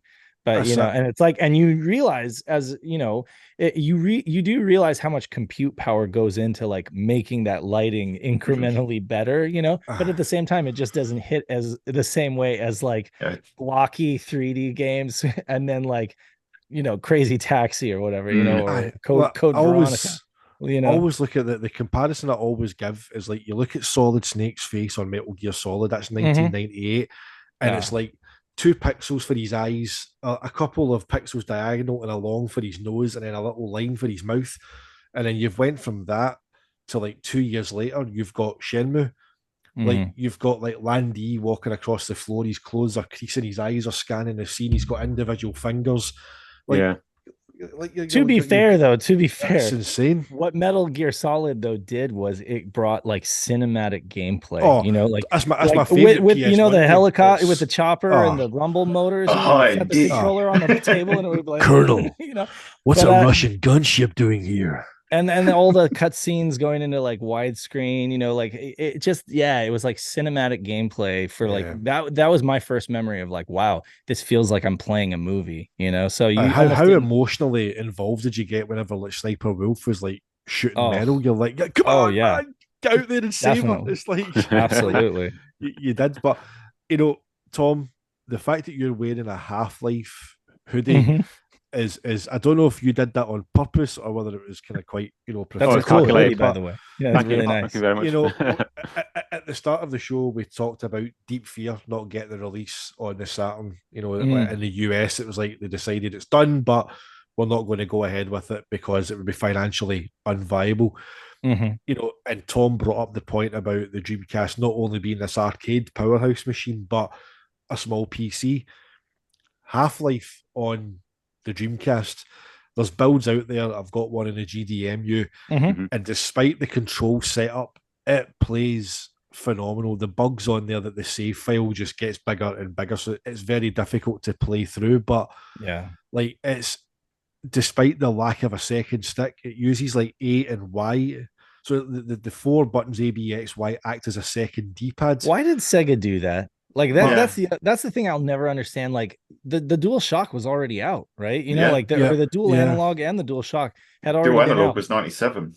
Yeah. So why didn't they put a second stick on there? You had games like the MDK2, and so you had like first person shoot and Unreal and Quake and like I just don't understand why they didn't put a second stick on there. I never will. Yeah, the eternal question. Yeah, the eternal question. But that Half-Life build is insane. And it is. If you think back to like how much a PC cost to run Half-Life when it was new, and here it was running on this 200 quid console, or probably a lot less than that, but at the time at that point, like, and we know that like the player guide, the official guide went out to like certain stores. HMV actually had it. And then the game they just made a decision going, it's been discontinued. It's not viable to release it. But they reviewed it in Dreamcast they did. magazine. Can you play it with the? Can you play it with the computer, the keyboard and the mouse? That's what I was going to ask. I believe so. Believe so. Yeah. Oh well, that would have been a no-brainer. But even on the controller, it's like A and Y is forward and back to, and obviously B and X is like, and then you use the stick to look. The real D-pad is used for function, so I think it's like ups for that's torch. Like Soldier of Fortune. That sounds like Soldier of Fortune. So ups for torch, downs for like use item, left and right, or to go through your weapons, and then I think is it one of the triggers is reload and other ones to fire. But like whenever you play that, and we've all played Half-Life, you start on that kind of monorail and you go through and you're hearing all the little kind of public service announcements, and You're like, making me want to watching play it now, you bastard. Oh, Yeah. but it's such a good port, and it's like it's just kind of forgotten about that. Like the Dreamcast was bringing, like that was a cutting edge PC game. We talk about Quake 3 Arena, and as good as that was, and it was still very stripped back for the PC game. The levels on the Dreamcast were made more simplified, and I believe there was extra Dreamcast specific levels built to kind of flesh that out.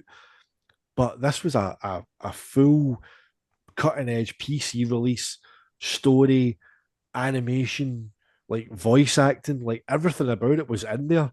And then we just never ever seen it officially released. I mean, see if they could bring or find a build that fixes the save game bug. Like that would be immense, because like your save, you need a whole VMU blank to play it, because the save file just gets bigger and bigger all the time. But it's to see it running, it's like as his Half-Life on a Dreamcast. Like I'd like to see a. So there's a. You probably know who Modern Vintage Gamer is, the YouTuber. Yeah, he does great stuff. He did a retrospective on the PS2 port of Half-Life recently, and just talks about how interesting it is as a piece of software, and how they actually got Half-Life onto a PlayStation 2, and like that's the main point of the video. But doesn't really talk about how prior to that it came to the Dreamcast and was essentially finished. And I'd really like to see him delve deep into that port specifically, because of the differences from the PC version and the way they kind of manipulated the game to fit onto the Dreamcast. I'd love to see that, because obviously for people maybe watching this who don't know, the game basically loads from the disc at certain points as you go through the level, because obviously it can't stream all the game like the PC version can. But you do get these points where it stops, the game stops, and the DD drums for like 15, 20 seconds before you can move on to the next part, which is interesting, but shows like the technical limitations of the system and the way it reads data from a disc. But I'd love to see somebody like MVG do a deep dive on that particular port. So it's not just a port, it's enhanced as well, isn't it? It's got the enhanced texture packs, it's got the blue shift. Blue shift. It has blue shift, yeah. And someone has actually modded it, one of the builds, that the load times are a bit better. And again, if you run it from a GDMU or a mode, then the load times, they aren't quite as crippling as they would have been on the disc at the time. But man, it's insane. The kind of enhanced textures are on there, blue shift, as you said. It's and the weapon models are enhanced as well, aren't they, from the PC version? It's just it's again on a like a GD-ROM disc, like a 1.1 gig disc. Like if you manage to fit all that on there, it's madness. Yeah. I'd love to know what the actual story behind its cancellation was. I know there's loads of theories about, Sony paid them off not to release it, but who knows what the actual truth is. Probably similar to Deep Fear in the US, just to maybe Valve. Who was it? Because was it Valve? Did they publish it? But who done the port? The port was done by someone else, wasn't it? Is it Gearbox? I think it might have been Gearbox. Yeah. Sierra published the PC original, I think. Right. I think it was Sierra. But I'm not sure about who. I'm sure it was Gearbox that done the Dreamcast one. But either way, you can buy like repros of it online, like in on like Etsy and things. Yeah. It looks amazing. You can see the contrast of the kind of the orange, like Half-Life logo with the blue, like Dreamcast PAL box. It's quite striking. Opportunity missed. I mean, it's great that it's same thing with Deep Fear, right? Like it's been dumped, and we can all buy a repro or just play it on our ODE. But yeah, sure wish I would have been able to play it back then. I do remember the survival horror game that I did get was what was it, Blue Stinger? Like that I think we might have gotten that. Was that at launch? Yeah, I think it's a launch game. Yeah, I think I remember getting that at launch and watching my dad play it, and I thought it was much cooler than it actually is in hindsight. Like I still like it. I still have a lot of nostalgia for it, but I realize that it's a little rough around the edges now. But yeah, what I'd love for that one is for someone to apply the translation that's in obviously the Western release, but to the Japanese original, because they're quite different. Aren't they, Tom? Are they? The original is much more like a Resident Evil style fixed camera sort of game. There's loads of different sort of quality of life improvements between the sort of the Western release and the original. The one thing that sticks in my mind about that game though is the way that Elliot, the way he runs. As soon as I saw it, I just thought this looks weird. Like nobody runs like that, and it's always just stuck with me that's the one thing that I remember about that game: the way his legs flick out and just like it's weird. Yeah. Sorry, Dave, you were going to say something? No, that was it. I was thinking about I was thinking about how he had blue hair and his name was Elliot. And I was like, wait a second. And he runs funny. Oh yeah, I've never did they just put the two together. That's weird. Yeah. Yeah. And the sort of the weird sort of like fairy thing that just kind of like drifts in and out of walls. So you'd be running along and then it just like kind of comes through a wall next to you, like, oh god. Like, oh yeah, where'd you come from? Exactly. Yeah. I do think that game works a lot better as a kind of a traditional survival horror game because interesting. I've never played the Japanese version, so I didn't know that. I bought the Japanese version and loved it, but obviously didn't understand a lot of the the dialogue's all still English, but it played really well. Then I got the years later I got the Western version and I was like, oh, this is different. But I played the Japanese version back in 1999 and haven't played it since, so maybe it's rose tinted spectacles or whatever, and it's I'll go back now and it won't be as good, but I thought it was good. But that was it's just another thing that the Dreamcast had plenty of just weird and wonderful games like that we talk about Crazy Taxis and Jet Set Radios, but there's games like Blue Stinger and Ill Bleed. Carrier. I don't know. Evil Twin. You've got Dreamcast has just like some really like out there games, but I mean even some of the ones that are not like the heavy hitters are still good. Like I really love Outrigger or Outrigger, and I had never hear anybody talk about it, but I love that game. Res is amazing. You guys got Res. We didn't get Res, but I imported it later. And of course, it was on PlayStation 2, but that's like one of my favorite Dreamcast games. Yeah, they actually had. I know we're getting on to like the 2.5 hour mark now. Oh, I'm sorry. Yeah, it's fine. It's been great. It just shows how good this chat's been. But they did actually have an Outrigger cabinet in one of the arcades in Japan.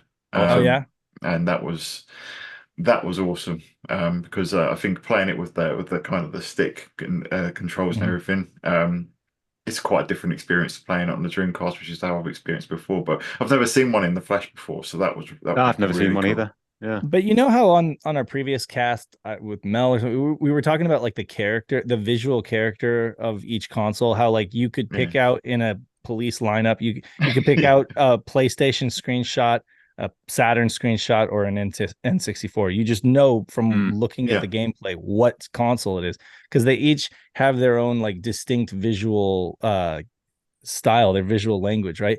Dreamcast has that too, like an Outrigger or Cannon Spike. They're really good examples of that. It's like 60 frames per second, and it's like this really sharp, crisp, colorful graphics that's just so distinctly, and it doesn't matter what Ferrari F355, it doesn't matter what game it is, they all have that kind of like je ne sais quoi. I can't even put my finger on. I can't put my finger on it quite, but you know what I mean. It's like even comparing the same games to ports and consoles, straight away. The Dreamcast version, and you guys mentioned with like Tokyo Extreme Racer, like it just looks so sharp and so like colorful and has this visual impact that is just lost on the PlayStation version.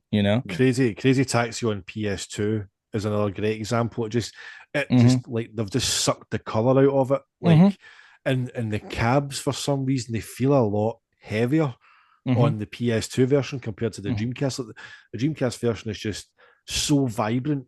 And then I remember that I picked up the PS2 version a while after getting my PS2, and I was like, just out of sheer morbid curiosity, it was cheap, so I picked it up just to see what it was like, and it was like, this is right jarring.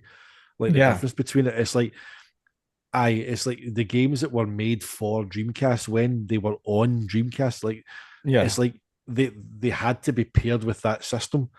It's like even if you played like Jet Set Radio on like the Xbox 360.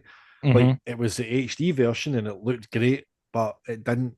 When you weren't playing it on a Dreamcast, it's like it just a wee bit of Doesn't it feel felt missing. authentic. Yeah. Aye, Yeah. It's just it's that identity. Like it belongs It's not on it's that. not in my head. It's like a real thing, right? Like Yeah, aye. for some reason, like the Dreamcast games are very snappy and responsive. Like they're very quick, and Aye. everything is just like, and so many of the games just feel so finely tuned and finely crafted that that it just like, that's where I get this feeling that it's like it just sells itself. Like the console is just one banger after another. Like very, very little trash on the console. There's every console has bad games, but I mean, like Dreamcast just has Spirit so many of Speed. big. Spirit of Speed.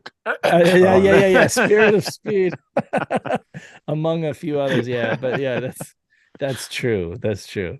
You look at the Dreamcast launch lineup, like Western wise. I know that the Japanese library gets lamented, or Japanese launch gets lamented because like sort of VF3, Godzilla Generations, and Pen. But like whenever it came to the Western launch, you had like something for everybody.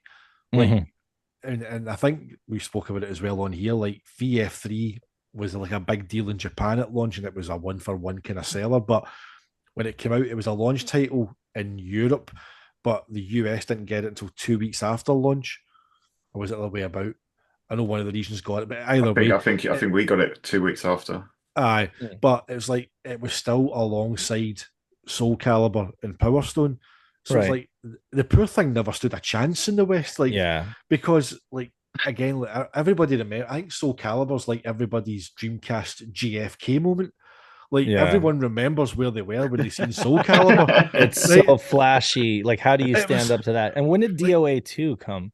DOA 2 was later, It was later, but not much. I think. Yeah, or maybe early 2000. Yeah, but like I still have that memory, like playing Soul Calibur with Sam, or like the Japanese version, and we unlocked Lizard Man. Oh yeah, and I still remember the two of us got up to the TV and going, you can see the individual scales on his armor. It's like, it was just like a level of like sheer fidelity on a console game that you had never, like, there was you're sitting there going like, there's no jaggy lines, there's no pixels. Like, what is this? Like, it was, and that thing we spoke about earlier about some people are trying to kind of lump the Dreamcast in with being either a 5th gen console or like a sort of mid-gen refresh is really unfair, because like again, that first year of PlayStation 2 was really barren. Like I remember having mine and I got it home and like put Ridge Racer 5 on, and like Ridge Racer 5 is a brilliant racing game, like 60 FPS, razor sharp, but riddled with jaggies. And then I remember I got Dead or Alive 2 hardcore later on. And the funny thing is, I used to work in Safeway when I was a student, like a supermarket, and I worked there after like uni. And like you used to get your pay packet in cash, right? So, and right across the road in the same retail park was a Dixon's. So I would like get my pay packet off my manager, stoat across the road to Curry's or Dixon's, and walk in there and go, what's new? And I remember dropping 50 quid on DOA 2 Ultimate. And again, I got that home and I'm like, oh, what is this, man? Like, I'm playing it on like it was a Sony Vega at the time, the kind of widescreen Trinitron, but I would force it into 4x3 on the remote. And it had extra stages, it had like extra costumes, the lighting effects, the kind of the impact whenever you would hit someone, there were like flashes. But it was so jaggy. And then like I felt as if like my Dreamcast was sitting in the corner going, you've just spent 50 quid on that, and like you've got a perfectly good version here. What are you doing? But it just cannot be understated, just like the sheer impact of the visuals. Like as you say, like they were just so crisp, so like the response as well. Like there was like, I know like VF2 on Saturn, I think it's still the kind of like and obviously Sega Rally, that kind of that pinnacle of the game and the controller feeling so in tune. But like every Dreamcast game felt in tune. Like Crazy Taxi, like except for Spirited Speed. apart from Spirited Speed, I mean, you know, there are some other ones. Like I'm not looking at a list of the game. If I was, like, I would be able to pick out all the really weird ones, you know, or the ones that are, you know, don't pass muster. But you're right. Like pound for pound, Dreamcast probably has one of the most flawless libraries, in my opinion. Like where it's just like it's mostly killer and very little filler. You know, very few other consoles can make that claim, you know. But I mean, you know, and you're right, like PlayStation 2 has some games that where you feel like they were so bespoke, like so made for PlayStation 2. Like look at a game like Shadow of the Colossus or something like that, where it was just like worked on for so long, you know, and it just came out and blew me away. That was a game that on PlayStation 2 that kind of blew me away. But like with Dreamcast, almost every game blew me away on Dreamcast, you know, whether it was PSO or, you know, Code Veronica, playing you know, a like kind of high def Resident Evil game on the Dreamcast first, you know, it was a huge step up from like Resident Evil 2 or 3 on the PlayStation. I remember this. Sorry, Dave, I keep cutting you off. No, you're good. You're good. I was done. Okay.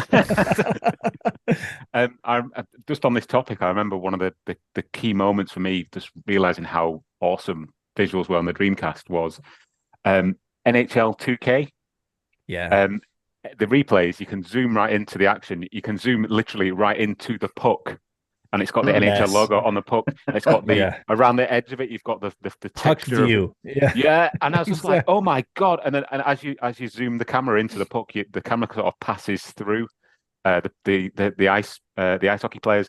But as you get close to them, you can literally, as you approach the jerseys, you can see like the individual. It's not technically the stitching, but it's the texture of the of the cloth. It's just, I was just like, I spent hours just using the replay mode, zooming around in the stadium, looking at the crowd, looking at the play-by-play commentary team. They've actually got like microphones and like a table with like stuff on the table.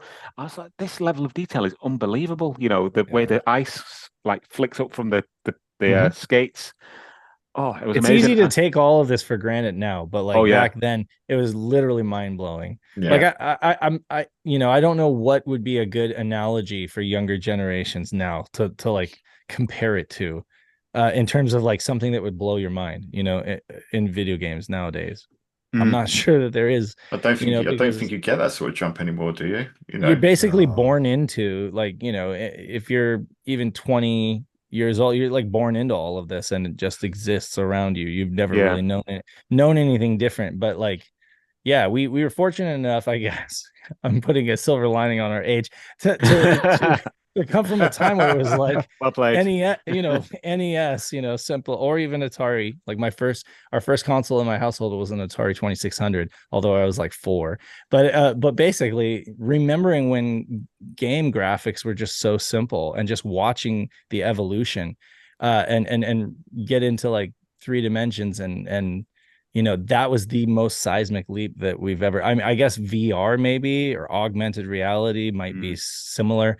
But yeah, it's just, I don't think there's ever been as much like change and disruptive change in the gaming industry. And that's why I love the 5th generation so much, and the 6th, but mostly the 5th is just that time, whether you think Sega failed or not, it was just such an exciting time in game history, like where this new, you know, Sony comes into the fray, and you've got Nintendo fighting for their spot that they held for years, and Sega trying to figure out who they are, and other companies like Neo Geo, CD, you know, and you know, NEC, and so many people, 3DO, Atari Jaguar, throwing their hat in the ring. It was like a CD32. Yeah, I mean, it was like, and I mean, Sega had a really big role to play in creating that power vacuum, you know, taking the market away from Nintendo and creating almost like a land rush where everybody was just like, okay, everybody just dogpile, you know, and let's see who ends up winning, you know. But I mean, for a moment there, it was incredibly exciting as a kid who was like 12 or 13, just kind of getting caught up in all the magazines and Edge, or, you know, Next Generation, and you didn't know who was going to win. It wasn't a foregone conclusion that Sony was going to win. There's a lot of innovation as well when they're like in each system. It had its each system had its like strengths and weaknesses, or its kind of USP. Oh yeah. Whereas now I think we've kind of reached a sort of a plateau. Obviously, you've still got Nintendo with the Switch and what they're going to do next. But with the other major players like Xbox and PS5, it's just like they're kind of the same thing, aren't they? Whereas with those generations past, each system had its own, like I say, USP. Like, what is it? Is it the controller? Is it the format of the games? Is it the power of the graphical power of it? Whereas now it's all a bit kind of stayed. I don't know if that's the right term. Homogenized. Like it's very homogenized and like factorized, just kind of like safe basically. Every one of these consoles that you have on your shelf behind you or whatever, it's just like a proprietary computer with its own chips and its own weird idiosyncrasies and its own weird software libraries that are just very much bespoke to that console. And I mean, all of its, strengths and weaknesses. I appreciate the Atari Jaguar for that, at least, that it is its own thing, and I mean, it has its own games and, I wanted one, but I can't afford one at this point, or like the wife doesn't want me to afford one. Let's put it that way. No, but, to be honest, just get the Jaguar emulator on PC. It's fantastic. Right? Yeah. That's another group. Yeah, that's awesome. But I mean, the Atari 50 collection. Yeah, it's got a lot of Jaguar games in it. Even the PlayStation. So I love my gray original PlayStation. Right? It too has its own personality. But much like Apple, you remember like how Apple used to think different, and Apple computers were very like, it was the minority, not the majority, right? It was very like, and to be a part of that cult of Apple or whatever was like a special thing. And then the iPhone came out, and the rest is history. Like Apple's it's just Apple. It's just this huge juggernaut company that just makes a bunch of phones in China, and it's just not special anymore. And you get that feeling, that same feeling with like the PlayStation. My original PlayStation feels very special, but the subsequent, and PlayStation 2 to a degree, but it like just gets more watered down, like you said, Tom. Like after a while, it just feels like, okay, these are all basically powerful computers in a different colored box, but they're basically all the same, essentially the same architecture. Yeah. No, I think that's a great point, and probably a good place to end this, because you've got these consoles today that are all so similar to each other from competing companies, whereas the two consoles that we've been talking about today couldn't be more different from each other, from architecture to inners. But that's a great segue. Yeah, I salute you, Dan. That's great. But thanks both of you for coming on today. This has been a fantastic conversation. I think we'll have to get you both on again and yeah, it's fun and do this again. It's been brilliant. So it's time to say where can people find you then. So Tom, where can people find your work? They should know, but just in case they don't. So you can find my historic works on the Dreamcast Junkyard. If you just type Dreamcast Junkyard into Google, you'll find it. I want to give a shout out to people like Lewis and Brian, who was mentioned earlier, who actually keep the Dreamcast Junkyard going in my sort of semi-absence, because I don't really do it much anymore. I pop in with the odd article or appear on a podcast every now and then, but those guys have kind of taken over the mantle from me. So you can find me, actually just me, talking about motorbikes and other nonsense on YouTube under my own name, which is obviously Tom Charnock. But that's me. And I just want to say thank you again to you guys for having me. And again, it's been an absolute pleasure and an honor to speak with you, Dave, about all things Sega, Dreamcast, and Saturn. Definitely. Yeah. I'm glad that I found Robo Dave's back. Robo Dave's back. Oh, no. Are you kidding me? Right at the 11th hour when we're about to. We almost made a full show without Robo Dave. That'd have been a record. Is that better? I'm sorry. Yes, it is, yeah. Okay, You're back, that's crazy. It's crazy. Yeah, except wow. Right at the end there, I thought I was good. I thought I was good. No, thanks for having me on too. I'm really honored to be able to be on a podcast with you, Tom. I've was listening to you all the way back when it was like, what was it, the Dream Pod? Or what was it called originally? Yeah, it was. I did really enjoy always hearing you talk about Atari Jaguar and then getting rid from everybody else about it. They give you a hard time, but it's a bit. It's just a bit. It's just, I've never even owned the Jaguar. Right. But yeah, you guys can find me at SegaSaturnShiro.com.